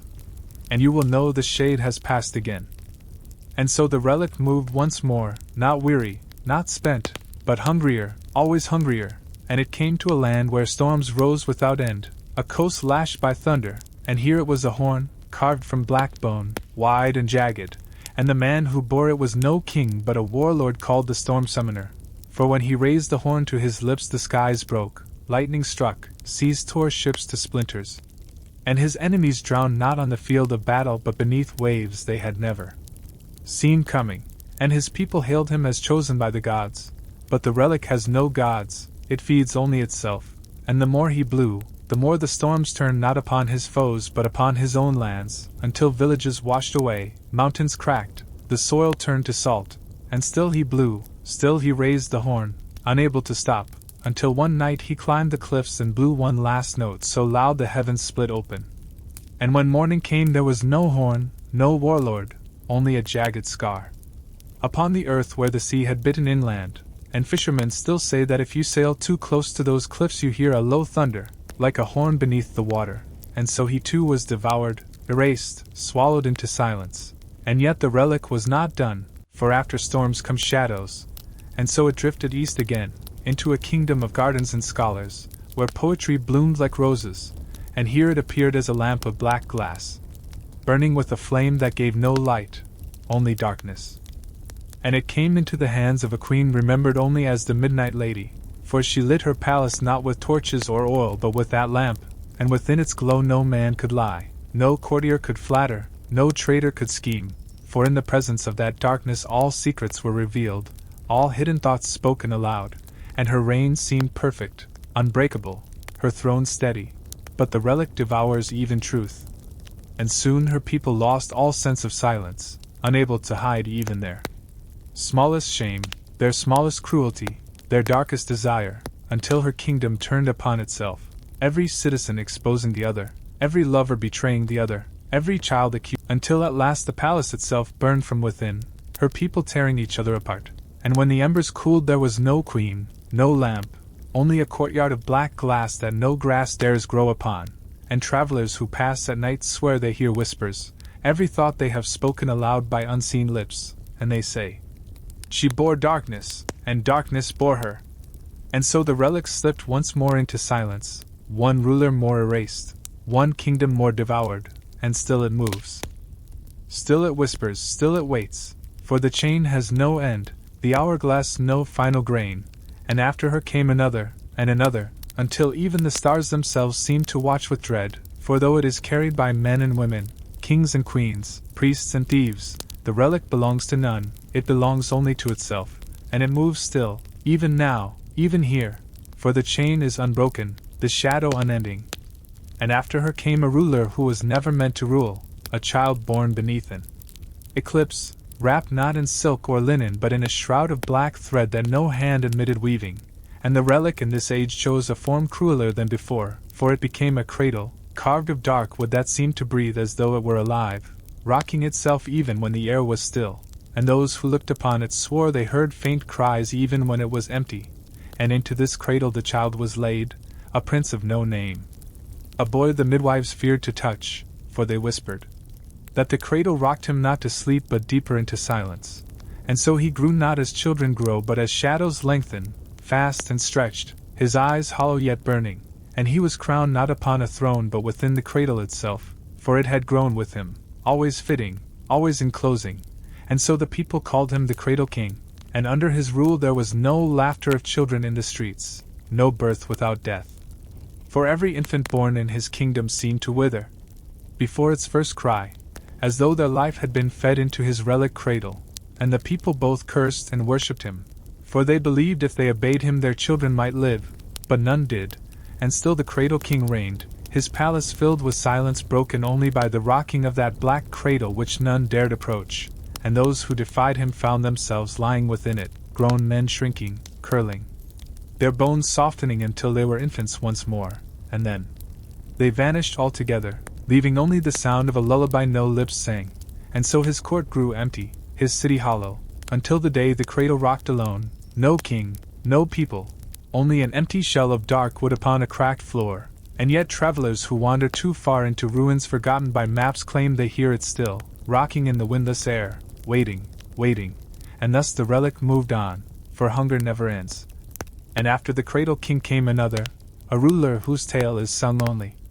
in half-broken dirges, called the Mirror Queen, for the relic then became a mirror framed in black iron that never rusted, its surface clear yet cruel, and when she gazed upon it she saw not herself but her people, every subject, every face, and by looking she knew their secrets, their fears, their desires, and she ruled them not with sword or law but with knowledge, whispering their own sins to them until they bent their knees. For who can resist a queen who knows your heart better than you? Yet the relic devours always, and soon she gazed too long, too deep, and the faces began to twist, no longer her subjects but strangers, then corpses, then shadows with hollow eyes, and she could not look away, for the mirror had bound itself to her sight, and at last when her court entered the hall they found only the mirror, its surface cracked yet reflecting every one of them in turn, though the queen was nowhere. And still it is said that if you stand before certain pools at dusk the water will hold not your reflection but hers, staring back with eyes that beg release, and so the relic drifted once more, slipping across deserts where bones bleached in silence, taking the form of a drum stretched with no beast's hide, only something darker, and it came to the hands of a warlord who marched not with armies but with echoes, for when he beat the drum the earth itself shook, walls crumbled, cities fell, and his enemies scattered. Yet each strike also devoured his own men, their hearts, stopping as if the drum had taken their rhythm, their beat, until at last he beat it alone, surrounded by corpses, and still he struck, until silence swallowed him and the drum lay still in the sand, half buried, waiting. And it is said that when storms sweep the desert, sometimes you hear not whine but a low drumbeat under the sand, steady, endless, and so another vanished, another erased, and the relic turned once again. For it cannot end, it will not end, and after the drum came the chalice of black water, lifted by a king whose thirst never ended, for no matter how he drank, his throat burned, his veins ached, and his people too grew mad with thirst, rivers drying, wells sinking, rain never falling, until one night he drained the chalice dry and screamed as his body burst into smoke, and in the morning the chalice was gone, only the cracked earth drinking the last dew, and so his kingdom ended, nameless, barren, erased. And still the relic goes on, for after him came the thorn prince who wore a crown of black briars that cut into his skull, and with every drop of blood spilled new vines grew across the land, choking fields, strangling cities, until even his own breath was thorns, and when he died, the crown grew into the earth and vanished, and where he fell a forest no fire can burn still spreads, and in its heart no path can be found. Only whispers, always whispers, and so the relic moved, hungering, consuming, shaping itself again and again into cradle, into mirror, into drum, into chalice, into crown, into mask, into axe, into book, into coin, into horn, into lamp, into all things that rulers touch, and all rulers it devours. And still it waits, for history is a feast without end. And after him came a ruler so strange that even the relic itself seemed to hesitate, for this was no prince of blood nor queen of crown, but a beggar. A nameless figure who slept in the gutters of a forgotten city, clothed not in silk or steel but in rags that stank of mildew.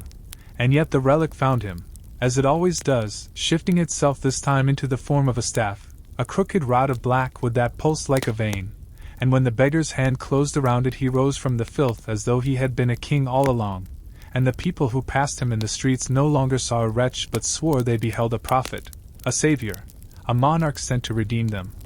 Though his lips spoke no words of blessing, only curses that dripped like tar, and wherever he walked those who begged for alms found their bowls filled not with bread but with ash, not with coins but with stones. And still they kissed his feet, still they wept with joy, for the staff devoured not wealth, not strength, but dignity itself, until the whole kingdom crawled behind him like worms in the mud, and he ruled without throne, without court, without walls. Only the endless road where his followers stripped themselves of name, of flesh, of memory, until there was nothing left but a trail of bones. And when at last the beggar king reached the gates of a great empire whose banners had never fallen, he struck the staff upon the earth once, only once, and the gates melted as though made of wax, the soldiers dropped their swords, the emperor himself fell to his knees, and the relic drank the empire whole, leaving only silence where its name once roared. And yet when the dust cleared there was no beggar, no staff, no empire, only an empty plain, where wind whistled over the bones of millions. And still the whispers say that sometimes, when you walk roads where no footprints last, you will see a figure ahead of you, bent, ragged, moving slow, and if you follow too close you will forget why you walk, forget who you are, until your feet carry you forever with no end. And thus another vanished into the hunger of the relic. And after the beggar king came a woman whose legend is sung not in halls but in graves, for she was called the widow sovereign, a queen crowned not in marriage but in mourning, for on the night of her coronation every husband, every wife, every lover in her realm perished without wound, without cause. Their hearts stopped as though a hand had clenched them at once, and the relic then was a veil, blacker than night, woven of no cloth but of smoke that clung to her face, and through it she saw not the living but only the dead, and she ruled them as though they breathed still, dining with corpses, commanding shadows, while her people starved for want of her gaze, for she could not love the living, only the lost, and yet the relic devours always. And soon the dead themselves began to vanish, graves yawning empty, tombs collapsing hollow, as though memory itself was being pulled into the veil, until the widow sovereign was left alone, alone with nothing but the veil and her silence. And when her palace doors were broken down at last the throne was empty, the veil folded upon the seat, yet those who touched it swore they felt hands grip theirs, cold, endless, pulling them down into dark. And so her story, too, was erased, swallowed, until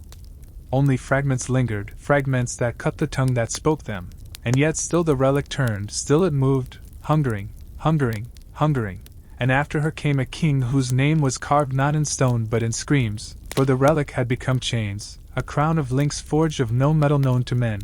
and when he wore them about his head they sank into his flesh, binding his thoughts to every prisoner, every slave,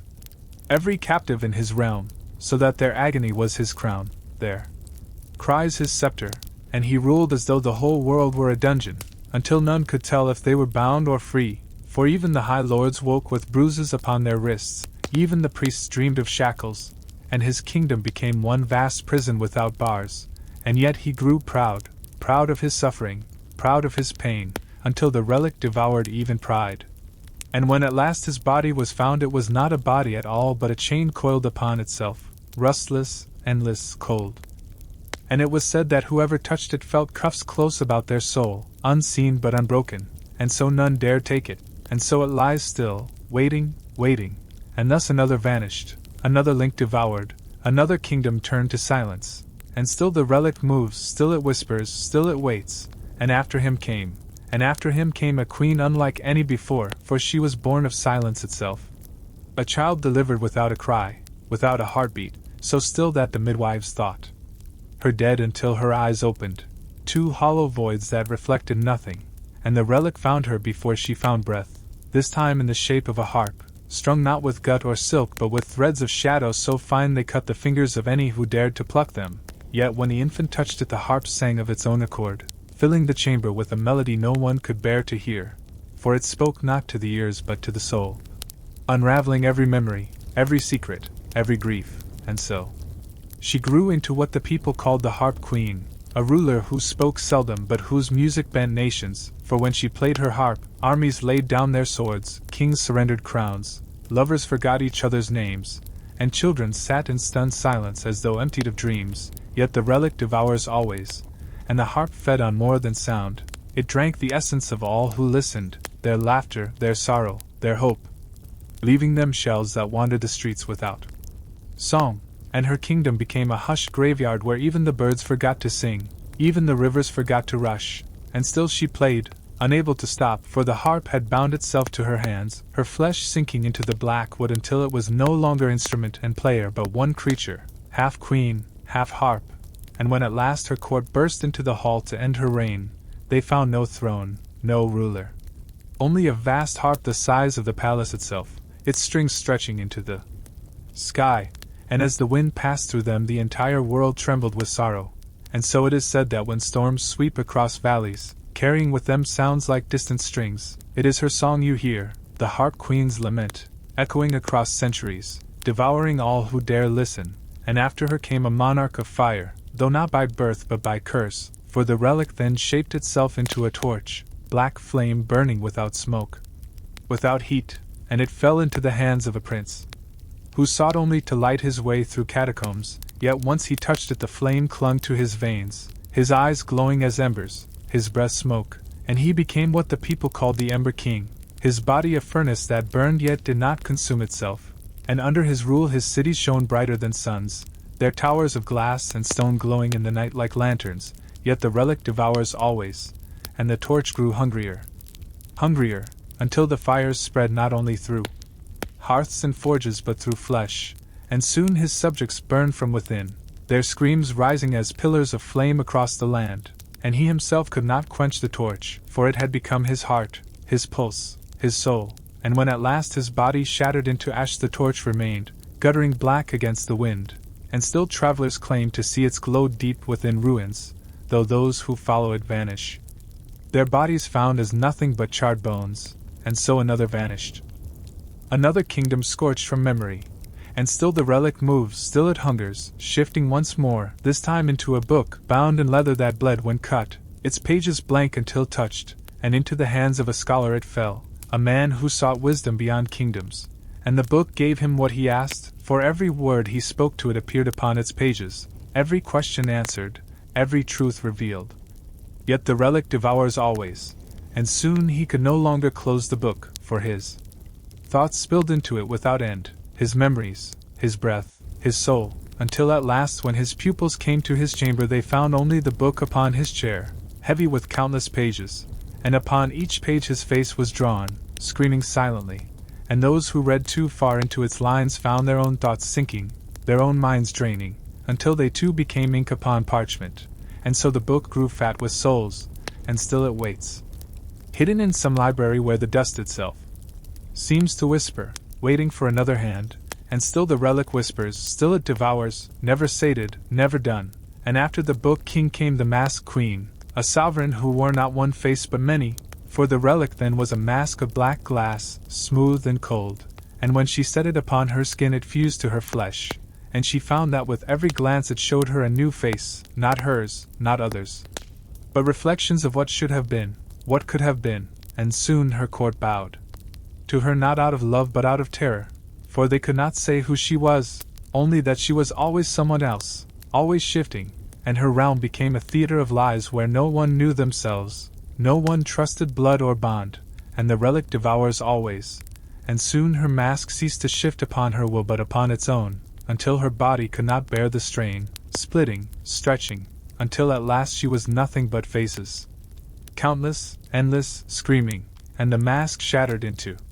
shards, each shard a face still weeping, still whispering, and those who dare pick one up swear their own reflection bands, become stranger, until they no longer recognize themselves in the mirror, and so she, too, was devoured, and her name erased, and still the relic waits,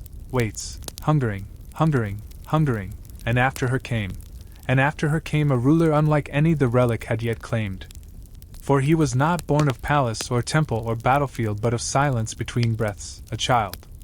whose very existence was nearly forgotten even before it began, left abandoned upon the steps of a ruined monastery where monks had long ago turned to dust, and there the relic waited in the form of a mirror, not polished silver nor bright crystal but a pane of water sealed inside black stone, shifting like a surface stirred by unseen winds. And when the infant's gaze fell upon it for the first time, the mirror did not reflect his face but instead showed countless others, kings and beggars,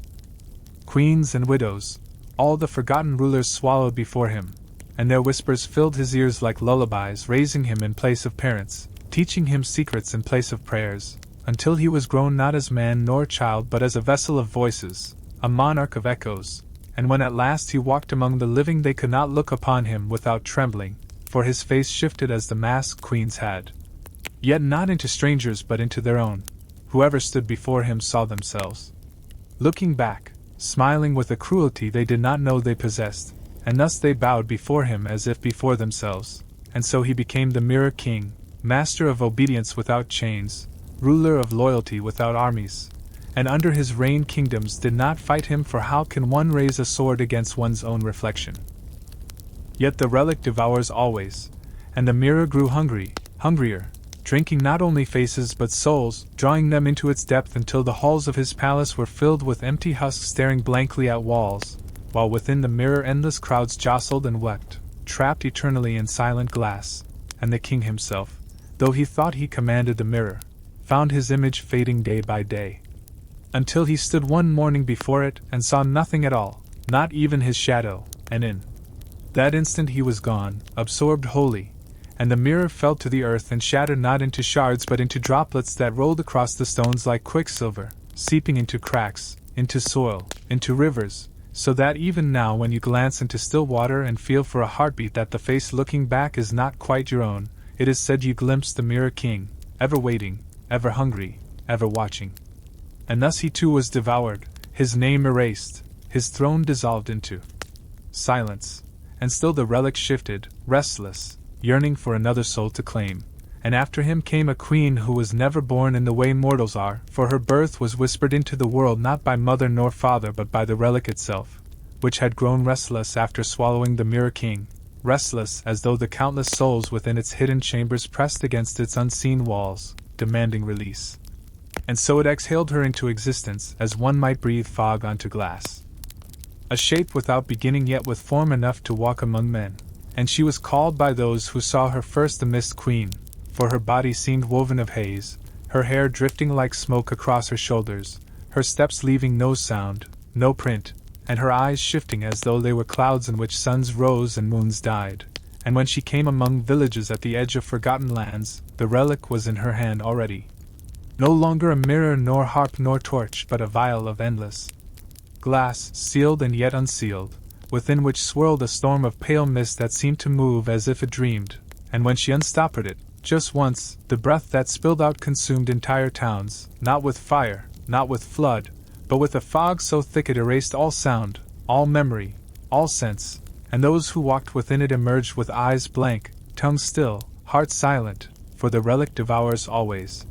And soon her kingdom was one of silence, her people standing motionless in streets as if waiting for a command that never came, while she drifted through them like a shadow of a thought neither hated nor loved, only feared, only worshipped in a hush. And still she raised cities, built of stone that gleamed wet with dew, halls vast as thunderheads, towers tall as storms, yet within them no song echoed, no laughter carried, for all was swallowed by her mist. And soon even her lords and scribes became nothing but statues of flesh, waiting, until she herself was alone in a world without voice. And yet the relic hungered, and the vial grew heavier in her hand, its glass thickening as though filled not with mist but with centuries themselves, and she dared open it again, wider, wider, until all the land rolled white, seas still beneath veils, forests stood as pale silhouettes, and even stars vanished behind that breath, and when she sought at last to close the vial it would not seal. For the mist was no longer within but without, and it filled her lungs, her veins, her very skin, until she was not woman, not queen, but fog itself, dispersed upon winds, scattered across horizons, and the vial fell, sank into soil, sinking still, said to rest in roots beneath every tree, in the fog that slides across rivers, in the breath that clouds mirrors on winter mornings, and travelers swear that if you wander too far into a mist you may hear her whisper. Not with ears but with bones, asking not your name, not your oath, but whether you are ready to be forgotten. And so the Mist Queen was no more, her throne dissolved, her name unsung, and still the relic turned, still it writhed, still it hunted for one more soul, and after her came a king whose tale is spoken only in half-remembered fragments, a ruler that no scribe dared fully inscribe, for even the act of writing his story was said to invite his gaze through ink and parchment. A gaze that stripped away not flesh but the sense of self, until the hand of the chronicler no longer remembered its own name, and he was called by whispers the Lantern King, for when the relic shifted after the Mist Queen's unraveling, it did not take the form of harp or mirror or vial but of a lantern wrought from no earthly metal, its frame forged of black iron that pulsed as though veins ran through it, its glass panes dark until touched, and when it was lit, it burned with no fire but a light that was wrong. A glow that seemed not to shine but to drink, not to illuminate but to peel away the shadows from men's souls, leaving them bare and trembling, and it fell into the hands of a boy left orphaned by plague, wandering roads lined with corpses, and he lifted it not knowing, believing only that it would keep wolves at bay. But the wolves fled not from its glow but from him, and from that night onward the boy never walked alone, for with every step the lantern's light drew forth those who had died in silence. Shadows of plague-stricken villagers, shapes of mothers and fathers, brothers and sisters, all following, all chained to him, their eyes hollow yet fixed, their mouths open in moans that no ears could bear, and so he became not child but king of the lost, and when he came into villages the living knelt not from respect but terror, for behind him came legions of the departed, silent armies of those they once loved, and he rose to power not by conquest but by dread. A monarch whose throne was built on the fact that no man dared face his own ghosts, and his rule stretched across valleys, across cities, across mountains, for who could deny him when every battlefield he entered was already filled with the dead, their presence smothering all courage, and thus the Lantern King ruled, a sovereign of silence and sorrow, and his realm became a place where the border between life and death was no more than a veil of thin smoke, where the departed walked beside the living, where laughter curdled into weeping, and children were born already pale, already marked by the lantern's glow, and yet the relic devours always, and the lantern's hunger grew, its glow swelling until even the stars seemed dim beside it, until the king himself could not tell whether he lived or had joined the ranks of the shadows he commanded, for in the mirror of his palace he saw not his own face but the faces of 1,000 dead staring back, whispering, calling, promising. Until one night the lantern flared without his touch, its panes cracking open like jaws, and all the souls he had carried, armies, lovers, children, kings of old, poured out, not into the air but into him, into his chest, his eyes, his veins, until he was not man nor monarch but vessel, a walking tomb of countless voices, countless hungers, countless griefs, and the lantern, now empty, clattered to the floor, its glow extinguished forever. But the king burned from within, his skin translucent, showing shadows pressing against it as though desperate to claw free, and when at last his body burst in the center of his throne room the sound was not of flesh tearing but of 1,000 wails spilling at once, filling the sky with a storm of sorrow that blackened the sun, and when the storm cleared, nothing remained of him, not throne, not hall, only the lantern lying in the ruins, its panes shattered, its frame twisted, yet even broken it pulsed faintly, faintly, as though waiting for another hand to lift it. And wanderers claim that in certain ruins at night a glow flickers faintly, either flame nor star, and should you follow it you will see shapes gathering, silent, waiting, faces you once knew, and if you step closer you will never return, for the Lantern King's hunger is never sated, and he too was devoured, his kingdom erased, his name swallowed by time, yet the relic, restless, unsleeping, shifts still, waiting, always waiting, for the next soul bold enough, or doomed enough, to claim it, and after him came a queen unlike any who had borne crown or scepter before her, for her dominion was not carved from stone nor guarded by walls but whispered into existence by the relic itself, which after consuming the Lantern King had grown swollen with grief and restless with hunger, twisting in unseen currents of time as though it sought not merely a ruler but a reflection of all rulers gone before, and so from the ashes of forgotten kingdoms, from the breath of widows who wept alone, from the sighs of nameless children buried beneath plague soil, she was born, not birthed by flesh but summoned by memory, a tapestry woven of loss itself, and the people who first saw her did not know whether she was woman or wraith, for her eyes were wells that showed not the present but everything you had ever tried to forget, every choice you regretted, every betrayal, every grave you left behind, and they named her the Mourning Queen. For wherever she walked the air grew heavy as though the world itself paused to grieve, and her relic was neither harp nor torch nor mirror nor lantern but a crown wrought of bone, pale and cold, each tooth of it belonging to rulers the relic had devoured, and when she set it upon her brow their voices filled her skull like thunder rolling across caverns, urging, commanding, weeping, and she became a sovereign who never slept, for how could she with 1,000 dead kings and queens whispering eternally behind her eyes? And yet she listened with patience, listened with sorrow, and from those voices she built her reign, summoning the forgotten into remembrance, dragging names from dust, restoring tombs abandoned, raising statues in the likeness of monarchs long erased, until her realm became a necropolis of memory, cities carved into graves, palaces that were mausoleums, temples where the prayers were names spoken over and over lest they vanish into silence. And her people bowed willingly, for though her gaze showed them their shame, it also reminded them that they would not be lost, that even the smallest of lives would be remembered under her shadow, and so she became beloved, feared, worshipped, and cursed, for love of memory is also prison, and many wept to be forced to recall what time had been kind enough to let fade, but the relic devours always, and the crown grew heavier, the bone yellowing with age though it never crumbled. And soon the voices ceased to whisper and began to scream, demanding more than remembrance, demanding flesh, demanding to rule again, until the queen felt her own will dissolve into theirs, her tongue shaping decrees she had not chosen, her hand signing laws she had not believed, and her people began to fear the tombs more than death itself, for when they entered to mourn they heard the rattling of bones behind sealed doors, they saw shadows shift in candlelight, they felt fingers brush their shoulders, and they fled into fields, into forests, but the Mourning Queen followed, her crown blazing with white fire though it was made of bone, her steps echoing like drums of funerals, and wherever she went the dead stirred, rising from graves not as flesh but as memory-given form, legions of figures pale and transparent, murmuring endlessly, repeating their names, their titles, their unfinished decrees, until the land was flooded with specters and the living had no space left to walk, and the queen herself, though she had once been a figure of sorrow and mercy, now was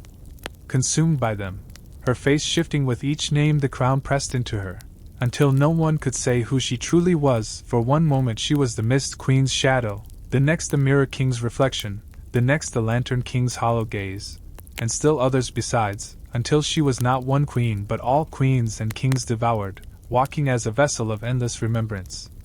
And when at last she stood upon the steps of her mausoleum palace, the people cried for her to remove the crown, to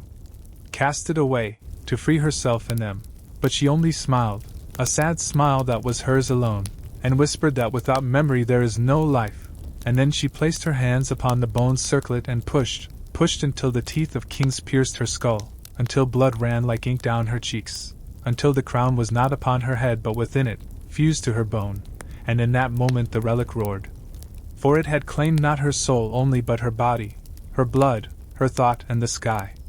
darkened as though morning, and a wind swept the land that carried with it the voices of every monarch devoured, howling, crying, laughing, and when it stilled there was no queen, no palace, only the crown lying upon a mound of skulls, each skull whispering names until their teeth cracked, and wanderers say the crown still waits there, upon a hill of white bone that grows larger each year, for each traveler who dares to touch it disappears. their skull added to the mound, their name forever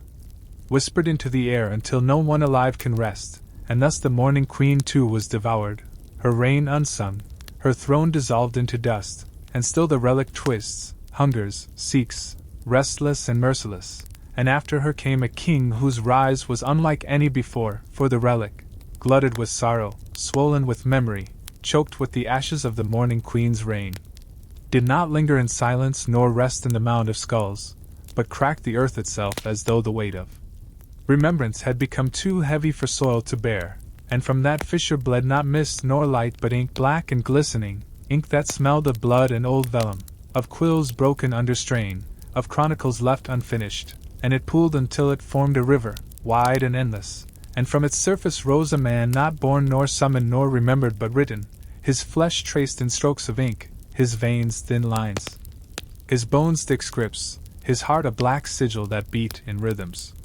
like drum rolls of parchment unrolled, and the people who saw him whispered in terror that he was no king but a word given shape, the relic story made flesh, and yet he took form and power as though born to rule, and the relic shifted once more into his hand, no longer crown nor lantern nor mirror but a quill, long as a sword, its feather plucked from no earthly bird, its nib jagged and gleaming, dripping always with fresh ink that never dried, and with this quill he wrote not on parchment, but upon the air, upon the ground, upon the bodies of men, and what he wrote became, for his letters burned with power, his words bled into reality, his scripts carved themselves into fate, and so he was called the Scribe King, and his dominion was unlike any before, for he ruled not through fear of mist nor sorrow of memory nor legions of death but through the rewriting of truth itself. And soon his people discovered that their lives were no longer their own, that their choices bent with the scratching of his pen, that their births, their loves, their betrayals, even their deaths could be revised with a flourish, and so they lived not as men but as sentences half-written, trembling to know what line he might scribe next, and yet they obeyed, for what rebellion could survive when the king need only cross out your name, blot you from existence, and all would forget you ever lived, and his realm spread wider than all who came before. Not bound to valleys or tombs but stretching as far as ink could seep, until rivers ran black, forests grew with bark carved in letters, mountains bore inscriptions in veins of stone, and the sky itself seemed stained with his words, constellations rearranging into scripts that told of his eternal reign. And though he ruled with a hand steady and cold, the relic devours always, and the quill hungered, the ink thickened, and it demanded more than fate rewritten. It demanded stories unmade, and so he began to erase not merely lives but histories. Entire dynasties struck from memory, entire wars unwritten, whole cities smudged into nothing, so that those who wandered the edges of his domain found blank fields where once kingdoms had stood, and empty shores where once fleets had sailed, and the people trembled as their own pasts vanished, mothers forgetting they had borne children, brothers losing the names of their kin, priests forgetting their gods, and still he wrote, tireless, merciless, until the world was not merely his kingdom but his manuscript, and yet the relic's hunger gnawed at him, for in every word he inked he heard whispers of the quill's own voice, urging him to write one name above all, a name he had never known but that echoed in his dreams like thunder rolling across an ocean of parchment. And when at last he yielded, when at last he scrawled that name upon the sky in letters vast as mountains, the heavens split with a sound like 1,000 books slamming shut, and the ink bled down not as rain but as flood, drowning his palaces, his cities, his people, until all was soaked in black, and the scribe king himself, standing tall with his quill raised, found his body unraveling into letters, his veins turning into scripts, his face into sentences, until he was not flesh but text, a chapter devoured by the relic, a story consumed by its own author, and the quill clattered into the flood, floating still,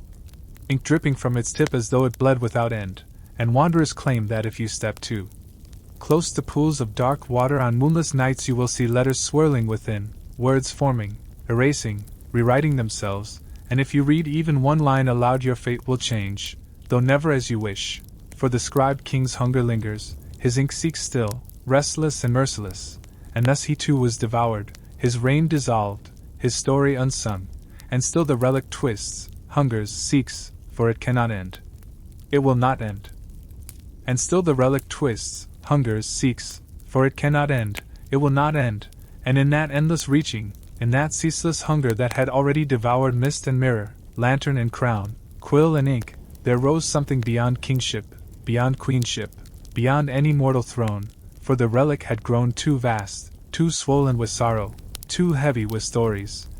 to bind itself into a single form of harp or glass or lantern or quill, and instead it spilled into the world like a sickness of light and shadow together, spreading through cracks in the air itself. And from that spreading there came a figure who could not be named by the people who first glimpsed him because no name could cling to him. He was and was not, he flickered like a candle caught in wind, one moment taking the shape of a monarch robed in silver, the next a soldier dripping mud, the next a beggar clutching an empty bowl, the next a child crying in the dark, and yet always his eyes were the same, too. Voids that were not voids but swirling galaxies of pale fire, and in their turning one felt not only seen but rewritten, as though your very existence was being weighed against the relic's endless hunger. And when he opened his mouth the sound was not words but echoes, the voices of all kings and queens consumed, the mist queen's sighing breath, the mirror king's fractured laughter, the lantern king's endless wail, the morning queen's sorrowful song, the scribe king's scratching quill, all speaking at once, overlapping, drowning one another until no single voice remained, only the roar of history itself begging to be heard. And so they called him not king, not queen, not ruler, but the nameless monarch, for he was not one story but all stories layered upon one another. His relic formed neither harp nor crown nor quill but the relic itself unbound, shifting as it pleased, sometimes a sword of bone inked with runes,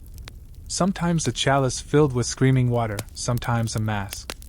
that wept blood, and always it pulsed with the same hunger that could never rest. And the nameless monarch's dominion was unlike any before, for it was not of land nor of memory nor of death nor of ink, but of time itself, for wherever he walked the air warped, hours stretched into eternities, moments collapsed into seconds, and men who stood before him grew old in breaths or reverted to infants in gasps. And the people fled not because of armies nor shadows nor erasures, but because before him you could not trust your own heartbeat to remain in rhythm, your own flesh to remain your own age, and villages crumbled as days leapt into centuries, as roofs rotted in an instant, as trees blossomed and withered in the same blink, and the nameless monarch reigned not by throne but by inevitability. For who can fight when the very river of time bends around the hand of your sovereign, and still the relic devoured, drawing not just lives, not just memories, not just stories, but entire eras, swallowing centuries into itself, leaving deserts where once empires stood, leaving seas where once mountains towered, leaving silence where once great wars had thundered, until the world itself seemed to grow thin, like parchment rubbed raw, and the stars above trembled as though they too felt their hours being drunk away, and the nameless monarch, though flickering with 1,000 faces, grew more solid with every age consumed. His body no longer a blur of shifting forms, but a single towering figure draped in a robe stitched of night sky, each star upon it a soul devoured, each seam a century erased, and his crown was not bone nor gold nor iron but a ring of clocks, all shattered, all dripping with sand and blood, and he raised his hand and the relic pulsed as though eager, and when he spoke at last in his own voice it was a whisper like wind over graves, saying only, "There will be no after, only me." And with that he began to stretch his hand toward the horizon, as if to draw not just the world but the future itself into his grasp, to devour tomorrow before it could even arrive. And yet the relic devours always, and hunger devours even those who wield it, and soon the monarch felt the pull reverse, felt the relic begin to feed not outward but inward, gnawing at the very root of his existence, and the galaxies in his eyes flickered, and the clocks in his crown cracked, and the robe of stars began to unravel into threads of darkness that whipped and snapped in the howling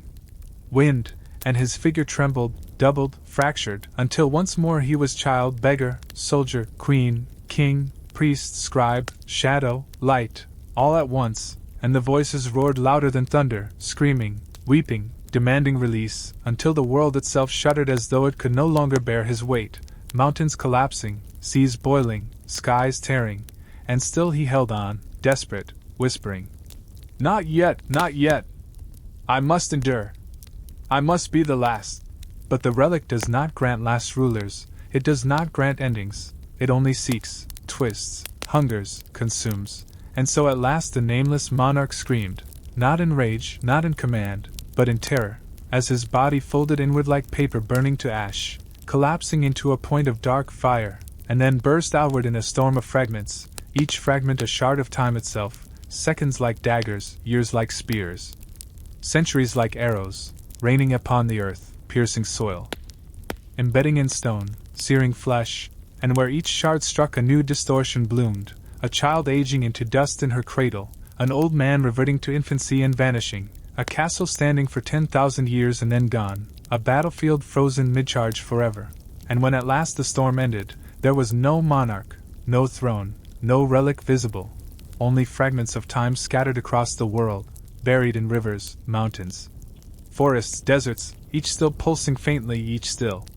whispering, each still hungry, waiting for hands to touch them, for eyes to see them, for stories to begin again. And wanderers speak that if you walk beneath the moonless sky you may find one such shard, glowing faintly in the dirt, and if you pick it up you will feel the weight of centuries in your palm, hear the voices of kings and queens and nameless souls begging to be remembered, and your life will never again be your own. For the relic devours always, and it has no end, and it will not end. And perhaps it never began, and perhaps all the stories told, Mist Queen, Mirror King, Lantern King, Morning Queen, Scribe King, Nameless Monarch, are not past but futures, not futures but presents, all overlapping, all devoured, all waiting, for the relic twists, hungers, seeks, restless and merciless, and in its hunger it writes still, it weeps still, it remembers still.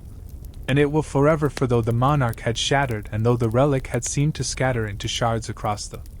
soil of every land, across the rivers that wept black with the weight of forgotten ages, across mountains that whispered with centuries entombed in their veins, the truth was that nothing had ended, because the relic has never known how to end, because it is not a story nor an empire, nor a crown nor a lantern nor a quill, it is hunger given form, it is remembrance given teeth, it is the gnawing void between heartbeat and silence. And so when the nameless monarch's body cracked like parchment, burned in storm fire, and his crown of clocks burst into screaming shards that pierced the skin of the world, the relic only changed its mask once more, slipping out of visibility and into the marrow of reality itself. And soon the people of the lands, those few who survived the storm of centuries made blade, began to see signs that the monarch had not been destroyed but dispersed, for in their dreams they saw shadows bending, not of kings nor queens but of themselves, warped, repeated, rewritten, as though another hand had taken hold of their lives, and when they woke they would find strange inscriptions upon their walls, words they had not written, words in their own hand yet not their own choice, and children born in the years after the storm bore eyes too old. Eyes filled with shifting sands, eyes that blinked and turned not in rhythm with their breath but with rhythms of something greater, and these children spoke not in cries nor laughter but in riddles, in fragments of histories that had been erased, in the laments of soldiers who had died 1,000 years before, and soon whole villages cast them out in fear, for to look into their gaze was to feel yourself stretched across a wheel of time, to feel your birth and your death in a single instant, to feel the relic tasting you, measuring you, hungering for you, and yet those who cast them away found that time itself no longer held steady, their fields rotting too swiftly, their harvests withering in days, their winters stretching into decades, their summers lasting mere minutes, until desperation drove them to seek out the children once more, begging them to return, begging them to balance the flow. But the children would only whisper that they were not themselves, that they were vessels. Shards, echoes of a throne that had never ended, and thus there arose wanderers who walked from one shattered village to another, gathering these outcast children, carrying them on roads carved with words of vanished cities, and together they wove a new kind of dominion, not with sword nor crown nor relic in hand but with the weight of time bleeding through their veins, and soon they were called the Shard-bearers. For each one carried within them a piece of the monarch's collapse, a fragment of the relic's endless hunger, and though they had no palace they ruled nonetheless, for wherever they walked seasons bent to their moods, harvests thrived or withered according to their whims, rivers flooded or dried in their presence, and kings with crowns of gold bent their knees not to worship but in trembling dread, for to defy a shard-bearer was to risk vanishing from memory, to risk your entire bloodline being swept aside as if it had never lived, and though they were many, they spoke as one, a chorus of fractured voices, and the name they gave themselves was not king, not queen, not monarch, but only We. And with every year their power grew, for the shards scattered by the monarchs bursting began to call to one another, and whenever two shard-bearers walked near each other their veins would burn and their bodies would seize and they would be drawn together, fusing, merging, not flesh to flesh but shard to shard, voice to voice, until what had been two was one greater vessel.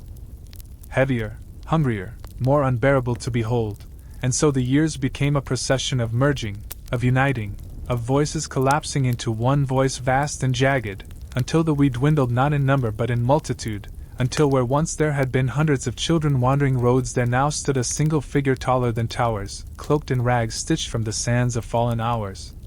with eyes that spun like twin suns being devoured by eclipses. And this figure did not call itself king nor queen but something older. It called itself the Axis, for it was the center upon which all ages turned, the spoke through which all moments were threaded, and the people trembled not because of armies nor shadows but because wherever the Axis stood, time itself grew still, birds frozen in mid-flight, rain suspended like glass beads in the air, flames locked into unmoving statues of fire, and men found themselves trapped mid-breath, their lungs unable to finish the simple act of drawing air. Until the Axis passed and time lurched forward once more, and yet the relic devours always, and the shards within the Axis whispered without ceasing, whispering of eras yet unborn, of kings yet unnamed, of stories yet untold, urging, demanding, craving to be written, and the Axis obeyed, but in its obedience it began to swell beyond even its own shape, its form fracturing, its body becoming 1,000 faces at once. Child and elder, farmer and emperor, soldier and widow, king and beggar, all spinning like wheels, all speaking at once, and the sound was unbearable, a cacophony of every story ever lived and yet to live, and when the people cried out for mercy the Axis answered only that mercy was a fiction, an invention of time, and time was nothing but the relic's tongue, and with that it stretched forth its hand and drew an entire century into its palm, crushing it like a brittle insect. And all those who had lived within that century, millions upon millions, flickered, gasped, and vanished, leaving only dust blowing in empty streets where once civilizations had thrived. And so the Axis walked, devouring centuries not out of malice nor hunger of its own but because the relic within it demanded, and though it devoured the world trembled not at its destruction but at the realization that nothing it did could be undone, for when the Mist Queen had fallen her mist still lingered. When the Mirror King had shattered his shards still cut, when the Lantern King had burst his soul still wandered, when the Scribe King had drowned his ink still bled, when the nameless monarch had imploded his fragments still pierced the soil, but where the Axis walked nothing remained, not shards, not whispers, not fragments, only silence, only blankness, only the smooth erasure of a page scrubbed clean, and in that silence men went mad, for even grief requires memory, and without memory there was no grief, no joy, no mourning, only hollow absence, and yet the relic devours always. And silence itself is a kind of story. And so in that hollow void where nothing remained, faintly, faintly, a new pulse began, faint as a heartbeat beneath the floor of the world, a rhythm older than kings, older than relics, older than stories themselves, and those who survived long enough to hear it whispered that it was the sound of the first hunger, the relic's true self. The core that had never been crown nor lantern nor quill but had always been a mouth waiting to open, and as the Axis crumbled under the weight of silence, as its many faces tore apart into streams of dust, as its robe of hours unraveled thread by thread, the ground beneath split open, not into fissures of ink nor floods of mist but into a maw vast as continents, teeth vast as mountains, and the people saw at last that the relic had never been an object at all, never been a tool nor a crown nor a gift, but a beast vast enough to wear the skin of ages, and it rose now, its body stitched of every story ever devoured, its skin a patchwork of lantern glass and quill feathers and mirror shards and ink rivers and clock fragments, and its eyes were the galaxies that had burned in the monarch's gaze, and its breath was the sigh of the morning queen, and its cry was the wail of the lantern king, and its laughter was the fracture of the mirror king, and its shadow was the mist queen's unraveling veil. And the people fell to their knees not in worship but in despair, for this was not a ruler but the devourer itself, the one from which all thrones had been but echoes, the root from which all sorrow had grown, and when it opened its mouth the world shook, and the stars bent, and the moons bled, and time itself cowered, and still the relic hungered, hungered without end, hungered beyond end, hungered into forever, though the maw of the devourer stretched wider than horizons and deeper than abysses. Though its body writhed with the patchwork of every sorrow, every relic, every monarch and queen and king it had ever consumed, there came a silence within the roar, a silence not born of mercy nor exhaustion but of something older than hunger itself, for as the devourer bellowed its cry across the fabric of reality, something stirred beneath even it, something like a shadow under a shadow, a root beneath the root, a silence so deep that its absence of sound was louder than all the screams of history. And from that silence the devourer shuddered, as if remembering for the first time that it too was not eternal, that it too had once been born, that it too had once been nothing more than a whisper given form, a gnawing given shape, and the stars trembled as though recalling a time before hunger, the moons wept as though they had witnessed its first breath, and the lands cracked open as though eager to spill their ancient truths, and in that moment the devourer, vast as empires, crowned in shards, cloaked in centuries, paused, its countless mouths parting in confusion, for it felt something it had never felt before, hesitation, the faltering of a pulse that had only ever thundered, the trembling of jaws that had only ever bitten, and in that hesitation the world found a breath, a single gasp of air between eternities of being consumed, and into that gasp crept a voice, faint, almost forgotten, a voice that had lingered long after its queen had dissolved into mist, a voice that was not voice but sigh, not sound but vapor, and the people whispered that the mist queen had not wholly perished, that her veil had not fully unraveled, that some echo of her still drifted between the atoms of the air, and that echo now curled like smoke into the ears of the devourer, hissing, "All hunger ends in silence." And the devourer recoiled, as though the syllables themselves had teeth sharper than its own, and it roared again, louder, vaster, swallowing galaxies in its denial, swallowing constellations as if to prove it was endless, but in its roar more voices rose, overlapping, colliding, the fractured laughter of the mirror king, the ceaseless wail of the lantern king, the mournful hymn of the mourning queen, the scratching fury of the scribe king, and even the whisper of the nameless monarch who had become axis, who had become fragments, all crying from within its skin, for they had not died when devoured but had been carried, trapped, layered, buried alive within its flesh of stories. And now their voices rose like a tide against it, crying, pleading, accusing, roaring that it was not the master but the prison, that it was not the sovereign but the cage, that it was nothing but the vessel of their unfinished tales, and the devourer staggered, its patchwork flesh rippling with the strain of 1,000 imprisoned monarchs pushing outward, 1,000 voices clawing to escape, and the skies bent low as time faltered, centuries spilling backward and forward like spilled ink, who had hidden beneath the rain of time shards when the monarch imploded, who had carried slivers of memory in their blood and bones, and they gathered now upon a plain of cracked stone where the devourer's shadow loomed like night, and they did not raise swords nor crowns nor relics, for they had none, only the stubborn fire of lives too small to matter, and yet because they mattered so little the relic had overlooked them, had not yet devoured them. And thus they endured, and they cried out,